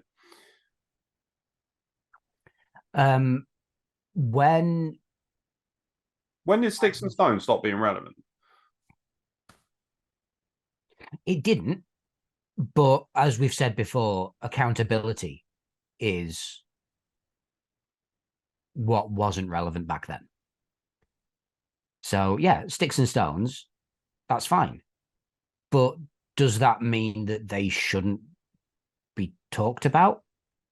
No, but No, there's a we were difference talking just between then about talking about it and just see. no, but That's we the were thing. talking just then. We were talking just then about bullying. You Yeah, know, yeah, but that's the thing. We're talking about it.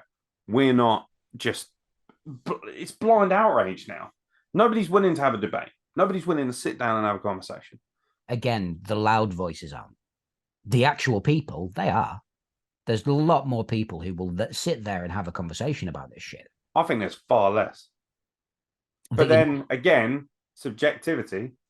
What's your wind tunnel? What's your noise chamber? yeah. Your echo chamber. Who are you surrounded by? Mm-hmm. No, I'm surrounded by a lot of very divisive people who have Mm-hmm. very strong opinions, who are more likely to not tolerate different opinions or whatever it might be. Or sometimes, in actual fact, it works the other way, and they tend to be far more tolerant because they are so passionate. Yeah. But But the thing is, you're saying it like this because we hear it all from Twitter, we hear it all from Facebook, we hear it all from all these type of places. We didn't have that back then.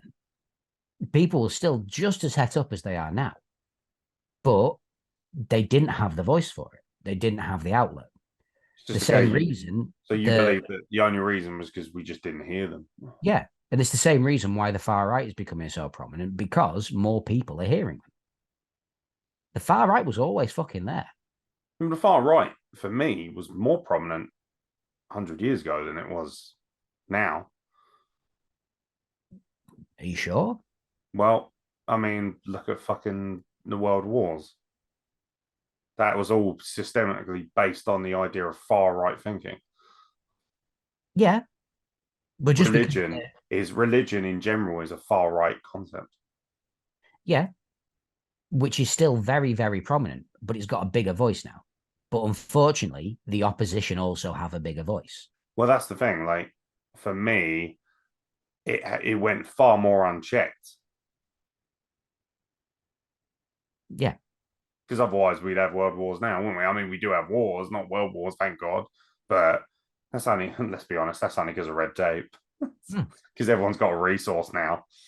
The whole thing, the whole sticks and stones thing hasn't gone away, but now people are just becoming more accountable. So yeah, fucking Kanye West can say whatever the fuck he wants about Jewish people, but he needs to have the consequences of that. You know? But I don't think everything that people take offense to needs to have a consequence just because somebody's offended. Because offense, again, is subjectivity. No, you're right, but there's a difference. So obviously, Kanye West is an extreme example because he's Mhm. being a fucking pillock. Yeah. But so, for instance, if I go on Twitter, I'm of the opinion in that I reckon if I really fucking hammered down and doubled down on being pansexual and putting that all over my profile, when was the last time you saw me with a gay flag No. or with never? So I reckon if I double down on that, I get far more opportunities in this day and age because I think in this culture, people are far more determined to try and highlight that. I want to be highlighted because I'm talented. Mm-hmm. I want to be highlighted because I'm Aeron Nix, that fucking talented individual who has an incredible amount of different talents at his disposal, especially when it ascertains to professional wrestling. I don't want to be regarded as Aeron Nix, the pansexual videographer. Aeron Nix, the pansexual wrestler. Aeron Nix, the Egyptian wrestler. Yeah, sure, I've got the Egyptian death machine. That's my gimmick. But it's that thing of, I want people to look at me and say, good wrestler, not great Arab. It's if people say I'm a great wrestler and then through that they recognize also he's part of the Arab culture, that for me is a massive benefit and that brings representation and value. But that for me inherently is the issue here is that, if I go online tomorrow and say a lot of people in the wrestling world who I know for a fact get more bookings because of their sexuality or how they want to be perceived, I am going to be vilified by my own community, by people outside of that community, people as part of, the LGBT community at large who may not even care about wrestling at all, a multitude of different things. And there is nothing inherently wrong with what I've said. And yet people will be like, you need to be held accountable for that. Since when? What? For saying what I feel that is predominantly based on factual evidence of what I've seen in front of me? What's my accountability for that? Do I deserve to be cancelled? Do I deserve to lose my job because I feel that way? No. But people will try to. But that's down to those individuals. And those individuals are penises. But those people aren't. Those people are the ones who should be held accountable, and they're not. They're the ones saying that everyone else should be held accountable. It's funny. The people who should be held accountable are the ones trying to throw accountability at everyone else. It depends on the situation. It depends on the circumstance. If people have actual problems, if people are actually offensive, if people are actually unpleasant human beings, then that's where the accountability should come in. If it's someone's opinion on something that's kind of relatively innocuous, if someone's kicking up shit about that, that's down to them. That's down to nothing else. But that's also what a lot of people are doing. But you'll also notice that that's very, very quickly done and moved to one side. Yeah, but then so is everything nowadays, I think. Yeah, like but our patience and our relevance for a topic, like most of what we've spoken about in this podcast, in a week we won't probably care about or won't, re-experience as much. It's just that thing. I think one thing I can pretty much categorically say is we live in the most impatient culture of all time. Mm-hmm. People it's now, what's next? Now. I need more. People don't care. They'll have forgotten about this. People listening to this, the majority of people listening to this right now, I guarantee within a couple of days will have forgotten most of it. Mm-hmm. But that's why I say move on to the next thing. That's why I say it's the loud voices that are just coming about now, that are just more prominent now. Doesn't mean they've not been there. Doesn't mean they're more snowflakey. It's just now they've got a voice, and now they choose to use it. Maybe I just need to be harsher and say I fucking hate snowflakes. I don't know. But even then, it's just people being dicks. That's all it is. It's just people being dicks. But there's also this mentality of if you're part of the cancel culture brigade or snowflake brigade, that you don't have the ability to be a dick. That you're only a dick if you say something divisive or have a strong opinion. I do feel like more and more we're getting to that point where we're just trying to have a go at people who have very strong or very passionate opinions, whether they be right or wrong. But again, that's only a minority. The majority of people with those strong opinions, the majority of those, majority of people have these strong opinions, exactly the same that you're thinking, But it's just that most of them are too scared to fucking say it because they fear the backlash.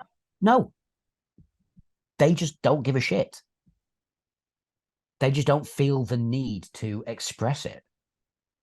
So all these people that are coming out and going, I am pansexual, I am bisexual, I am gay, and it's who I am, it's what I do, and I should be taken more seriously because of it. That's a minority, because the majority, the LGBTQ plus community, just go, yeah, I'm gay, so let's go with it. So let me ask you a question before I absolutely must take a shit, and then we'll do the mailbag. Also, Argentina are 3-0. So am I inherently wrong for not essentially using my sexuality whatsoever on any of my platforms? No, because it's up to you what you do with it. I'm genuinely asking you as my friend what I should be doing with it. It's Like, your so, sexuality, so not anyone am I else's. supposed to put a gay flag next to my name on Twitter? Does that make me more prominent? Should No, I be doing that so that people are more aware, so that they look at me and say, "Oh, how cool is that? One of the prominent videographers is pansexual. You know, he's got a range of different passions and attractions when it comes to sexuality." Or do does you it think matter at all? the question is, do you feel the need to? No, that's Then the there you thing. go. Then But that's your then answer. there's also this voice in the back of my head that's saying, "You're a very passionate person. You're very fucking out forthright about your opinions and what you think. Is it not beneficial for people in general to be able to see what you are?" Okay, I will ask you. I will ask you the same question a different way, Sure. from my point of view. Should I change my style of music that I play on my radio show and that I'm passionate about to then hopefully try and get a job elsewhere? Well, obviously not. So That's your answer. yeah. It's up to other people to come to us as well as us go to others. You know, we put ourselves out there to get this work. It's up to others to come to us. I do feel the pressure of the LGBT community to speak more, Mhm. even though it's not. And this is why it's okay for anyone wondering. I love things like Pride and stuff like that. I think it's very good. I think it's very important for our education and stuff like that, and just our general understanding of different cultures, because sexuality can fall under the bracket of culture.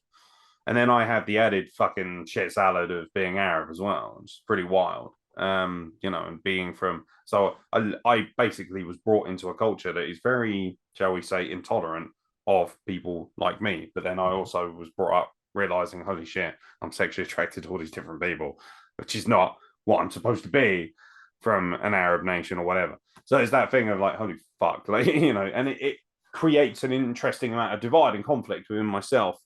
But that's kind of, I've got to this point now where it's like, I'm 37. I don't care what people think of me nearly as much as I used to. I'm happy to be on platforms. I'm happy to fucking say things on Twitter and get heat because I just don't give a fuck. Mhm. So is now the right time to be able to sort of say to people, so, do you know what? I've never even really come out. I've just been me. Mhm. I've never And told that's my what mum. matters. You know, I've never spoken to my mum about it, for instance. And yet, every single time I go on Twitter, I swear down, I see a long note statement from somebody.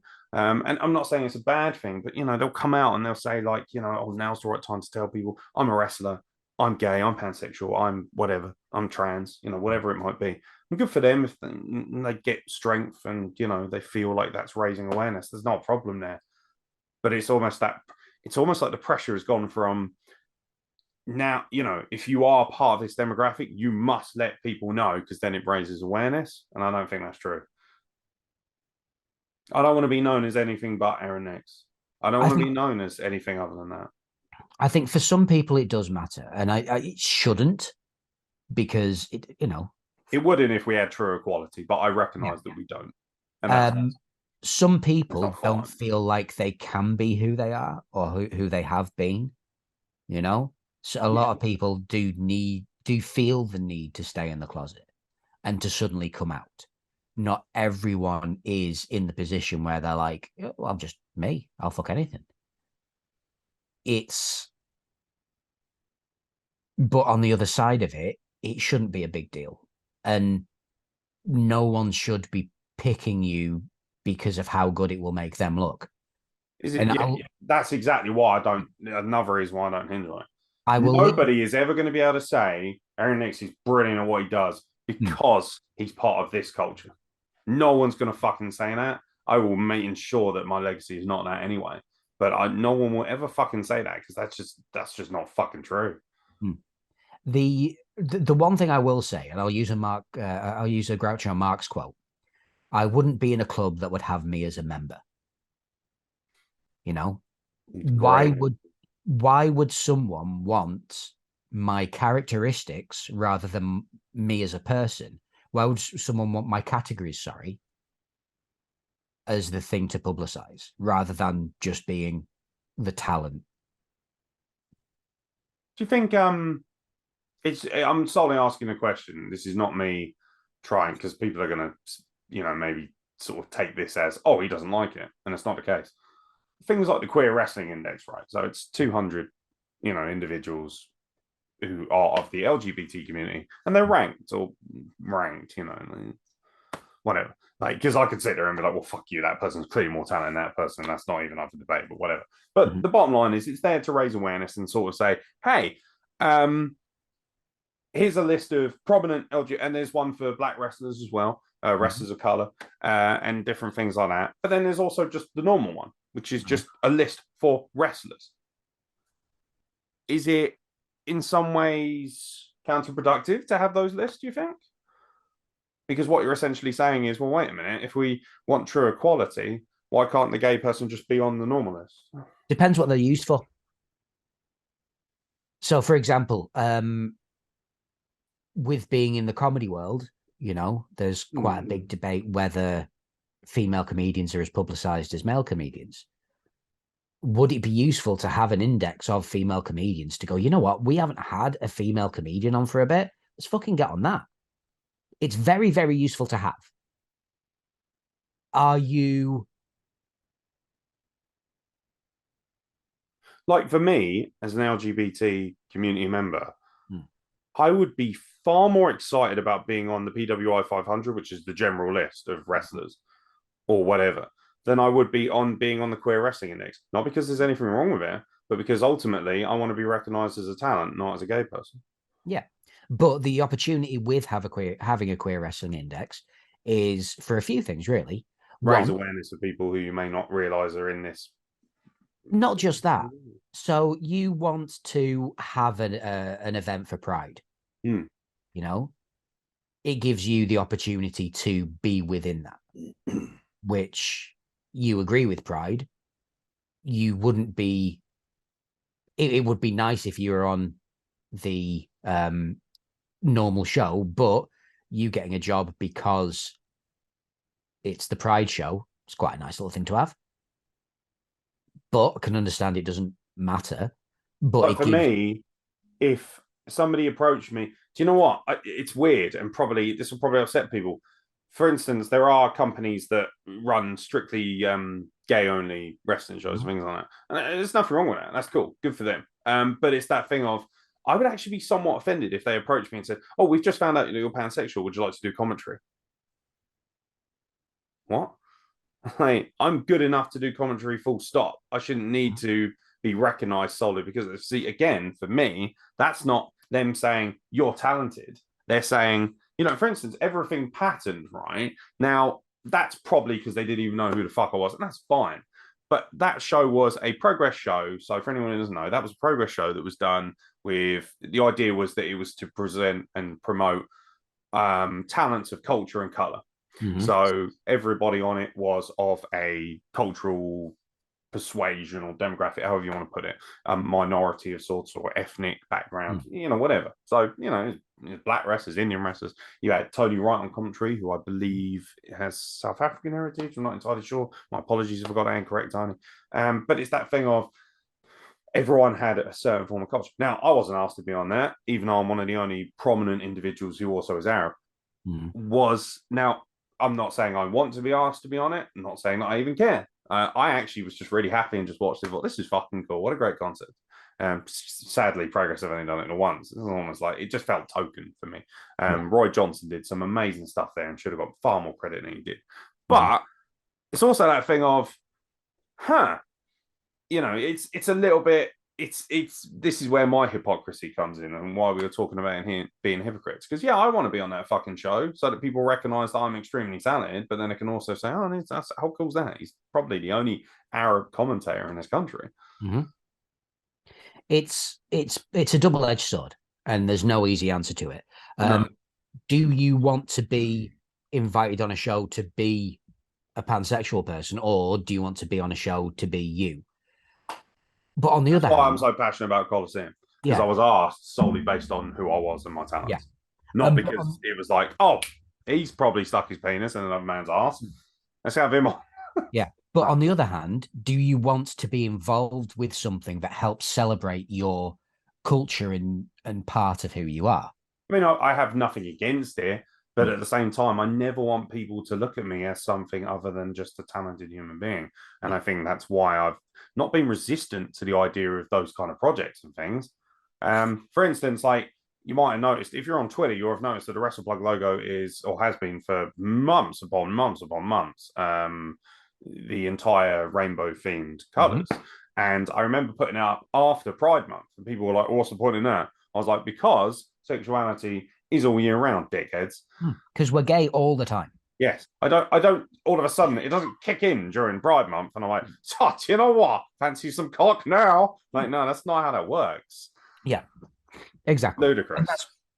But that's a positive way to be, and I think I personally think that's far more healthy to be able to say, let's fucking raise awareness all the time, not just because a month or a hashtag says so. When we have hashtags like be kind and stuff like that, that's good. That's not, no one's saying it's a bad thing. What I'm saying is, why can't that hashtag be an all year round thing? Why does it only pop up for a week or whatever? Why is there only one mental health awareness day? Fuck you. Mental health is prominent every single day for the rest of your life. So don't fucking act like it's not. And also, fuck you if you sell rainbow themed merch 1 month of the year. Fuck you. Like, for me, that's, as far as I'm concerned, that's disingenuous. That's profiteering. That's got nothing to do with campaign. You're not raising awareness. You're just trying to cash in on it.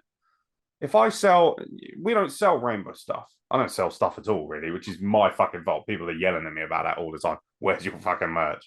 But if I did, you would have the access to a rainbow color shirt all year round. It wouldn't just, I'm like, good news, guys. It's July or whatever. So bang, here you go. What? No. Just like Black History Month. Fuck you. Like, you know, do you know what? It does. It fucking pisses me off. Nothing angers me more than going in a Primark or Sainsbury's or wherever it is. Oh, it's Pride Month, so we're selling these wonderful rainbow t-shirts. Fuck you. Sell those all year round or don't sell them at all. You fucking disingenuous corporate shilling cunts. Can I put a small spanner in the works? Yeah, sure. That should be like on your CV. Intent. Yes. It's what? Intent. What's intent for what though? Because intention is obviously dependent on what your intent is. Yeah. So, for example, when companies and stuff put the rainbow flag on for Pride Month, what's their intent? To make more money. Is it though? Oh, come on. Do you know that for a fact? No, but at the same time, come on. That's where it's where the cynicism comes in, and I think that's the difficult thing. Maybe I'm being too cynical, but and that's fine, and I absolutely accept your argument. But I find it very difficult to sit here and be told by a massive conglomerate company, which, by the way, the majority of these companies are well regarded and have massive amounts of systemic cultures where they mistreat their employees and things of that nature. So I'm not going to sit here for 1 minute and think Morrison's, for instance, which is an Asda, who have horrible track records with their employees. And there is, just Google it, mate. Seriously, there's facts everywhere. It's across the board. I used to work for one of them. I know. Exactly. Oh, I'm not speaking to you directly. I'm speaking to just the general populace of people who might be listed. It's that thing of, you know what? You can call it cynical or pessimism or whatever it is, but the bottom line is I find it hard to believe they're doing it for anything other than gaining money and cashing in on something at the right time. It's fair enough. But that's where I come from. But at the same time, if it's not, prove me wrong then, because there's nothing out there to prove me wrong. Yeah, okay. Right. Yeah, but that's where this whole thing of popular theories and things comes in. You know, when somebody says to me, the earth is flat, that's not a theory, that's just stupid, because we know for a fact it's not. However, when somebody says to me, you can't prove it, it's like, well, you can't prove the other way. So therefore, it's completely open-ended. But the bottom line is, if they really cared, I have to believe that they would sell them all year round, and they don't.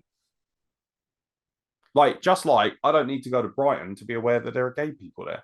And I find it kind of... Whoa. Careful now. Careful. There's gay people in Brighton. A few. I've been told that it leans slightly to the left. Last thing I would have expected. What, gay people in Brighton? Yeah, never thought about it. I didn't even know there was I just went there for Chocky Wocky Doodah. Turns out it's shut down now. By the way. Oh, gutted. Yeah, I know. There's still one in London. I didn't know there was one in London, to be honest. Yeah, there was. All right. The one in Brighton is the prominent one. That eventually shut down, but I did actually get to go there before it did shut down. And we went to, with my ex, we went and had lunch there, and I gotta say, it was actually really fun, a really great experience. First thing I see when I walk in is a beautifully carved Yorkshire Terrier out of chocolate. It was amazing, like proper, like bang on. I was like, whoa, I could literally eat that now. I'm not going to because I'll get in trouble. But it was actually beautiful, a really old school kind of, yeah, it was just lovely. It was like a museum of chocolate, and then they had a restaurant, and yeah, it was just fucking cool. Very cool. Nice. Stuff like that interests me more. I find that stuff interesting. But yeah, it Right. turns out there are some gay people in Brighton. Go for a shit, and then we'll do the mailbag. Please, for the love of God, peeking over here. Peking duck, mate. All right, it's time for the mailbag, baby. Look at the size of that thumb. Got some doozies today. Yes, we have. I've got to Well and wait for truly. these. So, Alex, not that one. Alex Delanzo. No, Oh, different one. a different Alex. Yes, Alex has emailed in, says, "Hi, I found Hi, Alex. I found Silent the Death Machine podcast on Apple Podcast. As a fellow podcaster, I wanted to reach out to connect. How's the show going? Is there anything I can do to be helpful or supportive? One thing you may find of value from is Podmatch. It helps you find guests to interview while monetizing your podcast at the same time. If you're not looking for guests, you can also be a guest on other podcasts. Wait, what? If you're Used not to be looking, Alex. I recorded this video about it. If there's anything I can do to be helpful, please let me know. Here to serve. P.S. I'm a real person sending this email, but and you're not on a mailing list. That's a conversation for next week, I think. Sure. And we've had an email from Megan. Megan. Megan. Okay.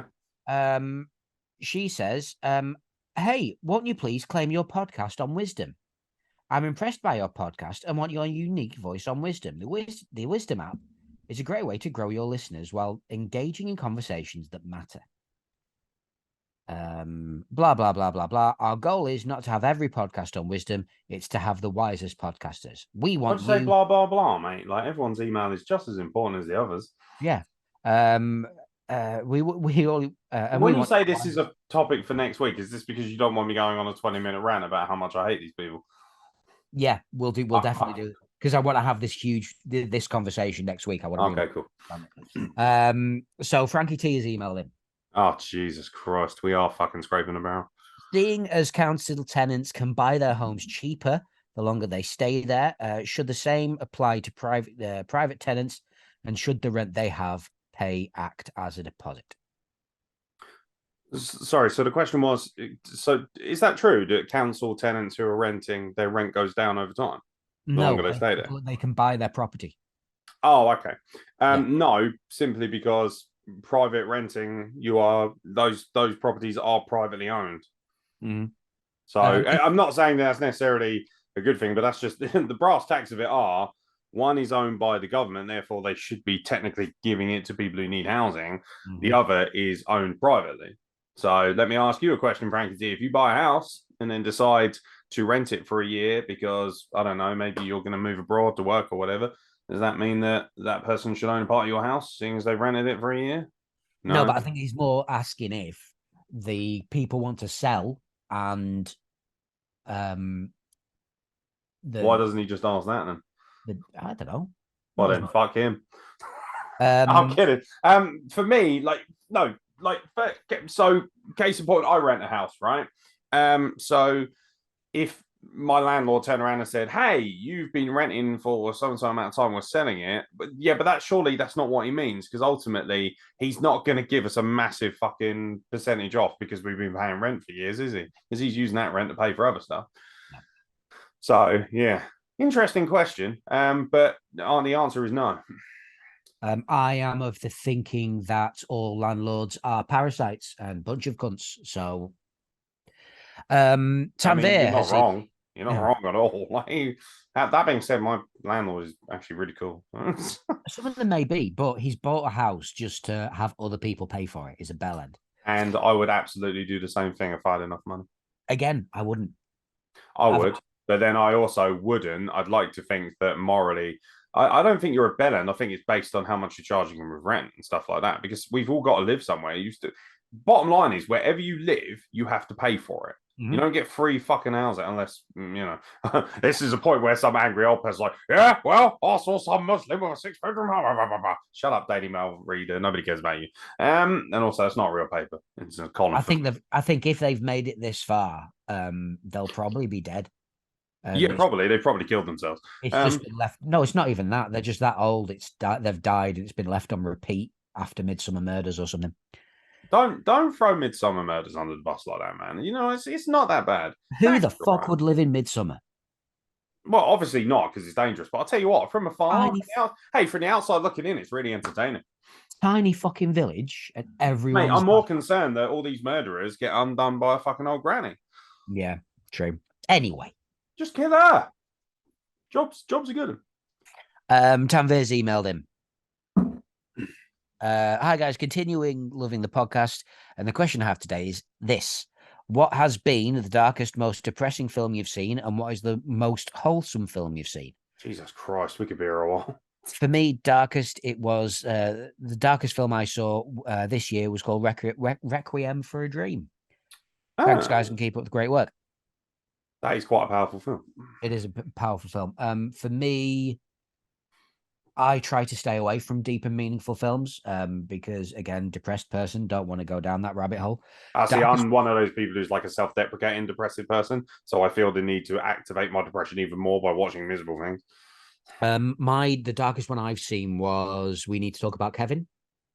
I haven't seen that. It's a great film, really, really good, but fucking dark.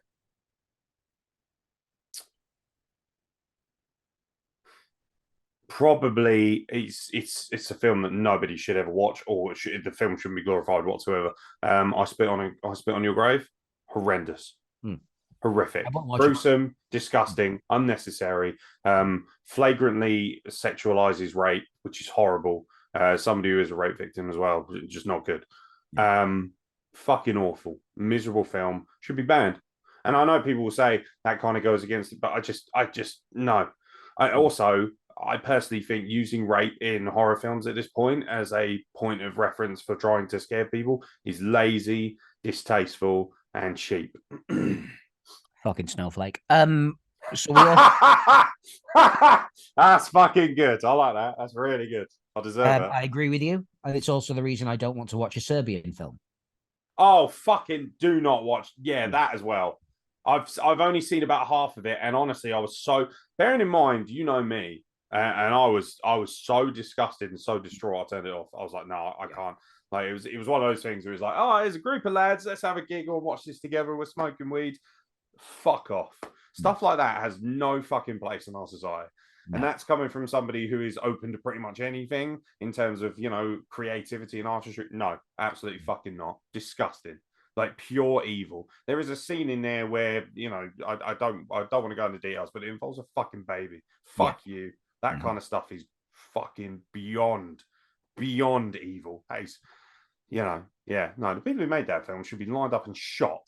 Mm-hmm. Wholesome film. Wholesome. Yeah, let's talk about wholesome for the love of God. What's yours? I really like Up. Up's beautiful. I'll tell you what, first 10 minutes, bawled my eyes out. Mm-hmm. I watched it with my ex, and I was like, and she was like, oh yeah, it's just a fun little film. I think what is it, Pixar or DreamWorks, one of those. And Pixar. and I'm thinking, okay, it's kind of cute, and there's a house with balloons and stuff like that. Fucking first 10 minutes, oh fuck it. Broke my soul. Ironically enough, despite being one of the more wholesome films I've ever seen, also one of the most depressing, at least for the first 10 minutes. Oh, by the way, proper depressing films that aren't just fucking for the sake of being shit. Green Mile gets me every time, especially at the end. Mm-hmm. Fucking Yeah. heartbreaking, but a beautiful piece of art that if you can tolerate is absolutely worth. That is a masterpiece, that film. Beautiful. Proper wholesome films that just bring it depends, because wholesome doesn't necessarily mean happiness either. It might just be, for instance, Ice Age for me is I love Ice Age. Like there's that scene when he sees his family on the wall, and that gets me every time, makes me cry as well. I'm a proper softie for this shit. If it involves animals, fuck off. Like I'm done. I'm like, I'll just become a wreck because animals mean everything to me. There's quite a few. I think most wholesome. Oh, do you know what? Robin Hood, the Disney film, is pretty special. I quite like that, and it was my favorite Disney film as a kid, so I'll go with that one. For me, it's the Peanuts movie. Oh, I love that film. New I one. love Peanuts. Yeah. I have like all of them. I think they're amazing. The reason why I think it's the most wholesome film is because there isn't any, there's no negativity in it. There's no nastiness. There's nothing to cry about. There's no enemy. There's nothing like that. It's just a lad trying to live his life, and he just doesn't have great luck. And that's it. And it's just fucking beautiful. You get likened to Charlie Brown a lot. You look like a human version of him. Yeah, probably am. I've just realised that. It's only just hit me, but I think you do look a little bit like Charlie Brown. All right, fuck you. Well, don't be a snowflake, mate. Fuck you. What you say? We all look alike? Is that yeah, it? yeah, you Fucking do. racist. All you white people look like Charlie Brown, which is ironic, really, considering his second name. Yeah, yeah. So yeah. Where's the Arab characters in Charlie Brown? Fuck you, Schultz. There is. There's not an Arab in Charlie Brown. Behave. There's Browns in Charlie Brown. There's Browns in Charlie. Oh, I see. So all Browns now have to fall under the demographic of Arabs, do they? It's the best you're getting. Hey? It's the best you're getting. That is. He's not wrong. It's really sad, but he's not wrong. Here we go. Whatever. Alex, we'll just get a Samoan to play him. It'll be fine. Alex, is it Delanzo? It is Alex Delanzo. Alex Delanzo descent. Says, thought I'd pop a little question in. He's a sexy bastard, by the way. Is he? Oh, he's gorgeous. Oh, nice. He's also a wonderful human being. Oh. And he's a part of the WrestleBlog universe. He co-hosts from time to time when his internet isn't dying a death. I mean, mate, how can he be that good if he's part of our universe? Because everyone who works for WrestleBlog is incredible. Also, what do you mean our universe? You've only been on like 2 or 3 times. I'm in it. Yeah. Well, we need somebody who's white. I'm in it. I'm the Jewish part. I'm the Jewish part. I like how we've got a demographic for each. I'm the Jewish one. one. Feeling? He feels more than one demographic, doesn't he? I try. FBI's most wanted. I try not to get involved because I don't want to get flagged up. He says, thought I'd pop a little question in. It was going to be one which was a little bit negative, but I thought, nah, fuck that. So I want to know, from memory, what was your greatest day or moment that you've had in your life so far? Bit of a broad one, I know, but as always, love the show and the work you put in. Alex D. Love you, Alex. What's your greatest day, mate? My greatest one. Obviously, the day you met me. There's that, because that day was fucking great for me, because again, I met so many lovely people, and I was there because of talent someone saw in me, rather than I've been around and I was someone to get in at that point or something along those lines. Literally what we were talking about earlier. It was probably my finest example of that. Yeah, it was lovely. Obviously, the day my son was born, my wedding day, even though I'm no longer with him, my wedding day was fucking tremendous. It was amazing. We had a fucking baked potato van as our meal. We had it in a brewery. We had a 3-piece like old style singers that were singing postmodern jukebox covers. It was fucking incredible. It was amazing. Was Scar themed by the sound of it? No, not really. But there was some ska music played. It was very alternative. Yeah, my first dance was The Luckiest by Ben Folds, which I have not listened to since, for obvious reasons. But my second dance, so the second song that played was a song by a band called The Hostiles, called Ed Knows, and that is a ska song. And we have people up dancing to that as well. My DJ ended up playing a song by Frank Zappa called Bobby Brown, right in the middle of it. You don't get that many places. So that was pretty good. One day that I will always hold dearly was, so my friend is in a band called the Bouncing Souls, relatively big punk band from America. I was at the Leeds Festival, seeing them and just hanging out. Him and his wife, I'd known them for years. I'd known his wife for years, but I'd never met her until this day. So it was the first time we'd ever met. We were hanging out at the side of the stage, and then he came over, grabbed both of us, and dragged us into the middle of the stage to sing one of their most famous songs. And that for me was special, because it wasn't special for me, but he was inviting me into something huge, because there was 4,000 people in front of us all singing along to one of his songs. And it felt really special to me. It was really nice. I'm surprised. That's awesome.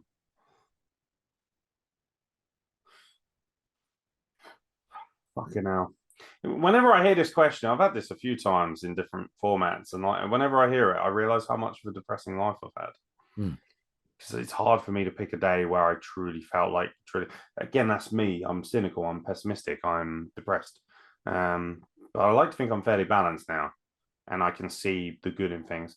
That first day of doing commentary for Coliseum was very important to me, because it was the first time that I'd truly been headhunted and been asked to be a part of something. Someone had recognized that, in their opinion, I was the best in that format. And I remember in the build-up, little things like on the Coliseum social media, people saying, obviously we know who runs it, but they sort of taken a post of mine and said, one day people will look at Aeron Nix in the same way they look at JR or Jerry Lawler as the greatest commentator in British history. And that meant something to me. Whether that's the case or not, I mean, obviously I want that to be the case. It may not be, but it's that thing of the fact that anyone has even thought that, to come from nothing, from absolutely nothing, and from all the horrors and bad times that I did kind of I learned from. I didn't suffer from. I learned from, because I'm not a fucking victim. And it's very cool to be able to sort of feel in that moment, make friends, make a lifelong friend in you, meet all these incredible professionals. So many of those wrestlers were like, yeah, we know who you are, idiot. Like, you're part of our business. And I was like, that's such a big deal to me, because I've always felt like I didn't belong anywhere. People like Alexander Ross, I'm like, come on, man, I know who you are. You're my boy. And I'm just like, man, that's so fucking cool, because Roth is like one of my favorite people on earth. I'm a fan of. I don't look at it and think, well, obviously I'm not Ross' friend. Come on. And he's like, yeah, you are. So that's important. That's reminding yourself that you belong.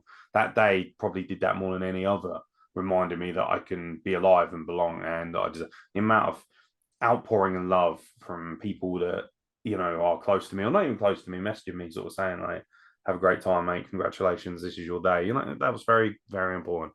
So I think overall, with the feeling and the lessons that came from it and what I learned from it, that's probably the greatest day of my life in terms of success so far. But I truly believe that I haven't had my greatest day yet. I hope that's coming. There are things in the works, and I feel like I'm pushing further and further towards excellence and being better at what I do. That doesn't excuse anything. I still need to work fucking hard, if not twice as hard as I already have. I need to keep working. I need to keep growing. I need to keep pushing, because I feel like I'm seeing brighter and brighter lights ahead of me. So I need to keep going.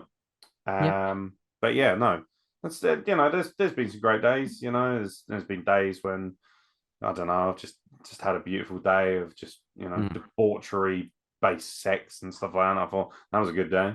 But I think for what it actually means, because everyone at some point or another will probably have sex. I've done it once. What, sex? Yeah. Yeah, I find that factually to be incorrect, because you have 2 children. One's a stepdaughter, so. Yeah, I still don't believe that you've only had sex once. She's been with me since she was 2, so she's mine. It's fine. That's absolutely fine. No, it doesn't make her any less of a child. Like that. No, but yeah, no, I think I'm still yet to have it, but I'd probably lean on Coliseum for what it means. It's a strange question, because again, there are so many life-changing moments, but as a special day that didn't change my life, that Leeds Festival one was one, just because it was special. Nothing changed after that. It was just really lovely. And I don't think inherently I've become a better person because I did that Coliseum show. But then at the same time, I know that it could be very important down the line, because it was the first of many times. It wasn't the first time ever that somebody had said to me, hey, can you do this because we think you're great at it? But it was the first time somebody had truly said, there isn't anyone else who should be doing this other than you. And I've since been told, kind of off cuff, that your position is non-negotiable, because you are so important to what we do. And that is, unbelievably something I never thought anyone would ever say to me. Yeah. I never thought I'd be good enough to be in that you position. are so much the voice of it. It's fucking wonderful. Yeah, and it's very cool because even now I've got a lot to do to better myself, and I've always got a chip on my shoulder. I'm never going to think I'm great because I think greatness is unobtainable. But I can still fucking chase it. That's the difference. Even though I'm kind of a little bit self-deprecating, I can still demand it of myself to chase it until the very end, and that's kind of what I'm doing. So. And it's the one thing that I found amazing on that day was the amount of enthusiasm other people had for me, which I'd never thought of really. Yeah. I've had enthusiasm in places I've worked because I've worked with people that I know, but usually people outside that group of friends don't really talk to me much. But going to a place like that and then having fucking Jesse and Kira and all sorts of people just reach out after the fact and go, listen, really enjoyed meeting you. It was amazing to have. You need days like that as well. You need Oh, yeah. days that remind you that there's good in the world. It can be tough sometimes. It can be really, really tough to live in this current lifetime with everything around us. And days like that remind you that it is worth getting up and grafting every single day. Mm-hmm. Very true. Very, very true. So thank you very much for those questions. If you want to get in touch, you can do. silentdeathmachine@gmail.com, S and DM pod on Twatters. Yes, we really should make more use of the Twitter account. Yeah, we should. We should just start posting crap. Yeah. Start calling people snowflakes. See how it goes. Is there a special day coming up? Is there what? Is there a special day coming up? Something that people should look out for? Anything? No. Are you sure? I'm positive. I'm from a Muslim household, so no. There's not a date, maybe the 22nd. Oh, right. Yes. See that again, that inherently sets me up beautifully. Like, because it's just that sums up my mentality of like, yeah, whatever. Like, it's not important until it is important. That's how I look at things. Yeah, apparently 22 is very important. For what reason? Where can they find out more about that? I mean, probably WrestlePlug, which is my podcast. So probably best that they stay tuned to all of those channels. But thank you very much to everyone who is contributing to 22, and all will be revealed on said day. There we go. Yes. Enjoy. I'm literally getting a sex change. That's what it is. It's not a big deal. Do not shave the beard. Oh no, I'd be like that Austrian guy. Doesn't matter how beautiful and feminine I could become. The beard is not. Do you know what? Like every time I have like a somewhat of a shave, a trim, I always think you are this close to making a big mistake. Bless you, man. I just think, yeah, no, just don't do it. Stop doing it. Stop shaving it. But yeah, I must admit, I like it to be organized now. Sometimes I let it go proper Tommaso Ciampa style, and then I realize just how old and unkempt and homeless I look.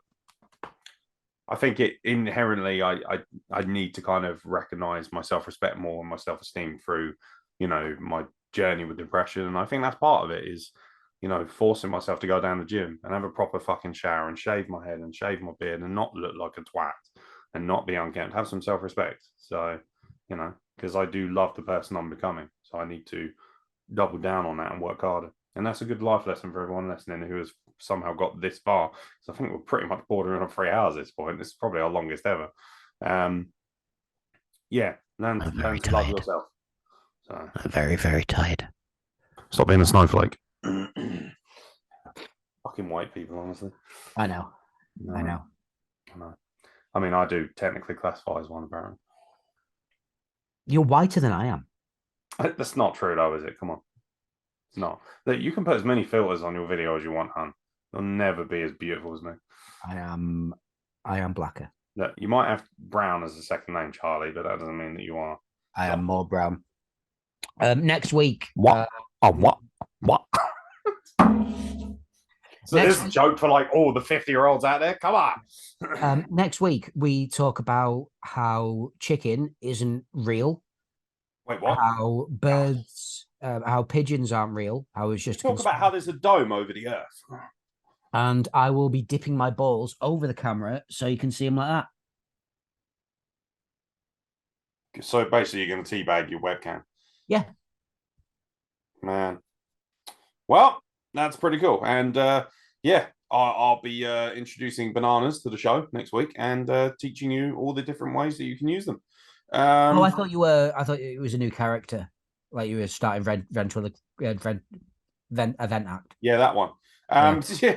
Yeah, no, I'm not nearly as comfortable sticking my hand up a black person's ass as you are, apparently.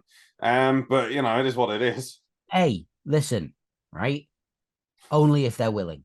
Yeah, absolutely. And as always, as we always do say, legitimately, do it with consent for fuck's sake, or don't do it at all. Shouting surprise doesn't work, Tanvir. Stop doing it. Ladies and gentlemen, thank you very much for listening to Silent and the Death Machine. This has been episode 11, I believe. Yeah, not bad. 10 with me and Silent Mark, and 1 with just me. The anomaly. I reckon we should start doing like smaller snippet ones just for our YouTube at some point. But that'll be up to the fans, obviously. Let us know what kind of content you want as well. It's not just about sending questions in as well. Give us thoughts, opinions. What direction do you want us to take? What kind of stuff do you want us to do? But most importantly, keep interacting. I love the emails. Thank you very much to all our amazing fan base. I know they're predominantly wrestle plug based and stuff like that, but that doesn't make it any less cool that people bother to spend all that time listening to us. So mad love to all of you out there. Make sure you keep using that email, silentdeathmachine@gmail.com. And of course, the Twitter is SNDMpod. Yes. Go and do that. Thank you very much. Love you all very much. Come on, Morocco! We'll see you next week.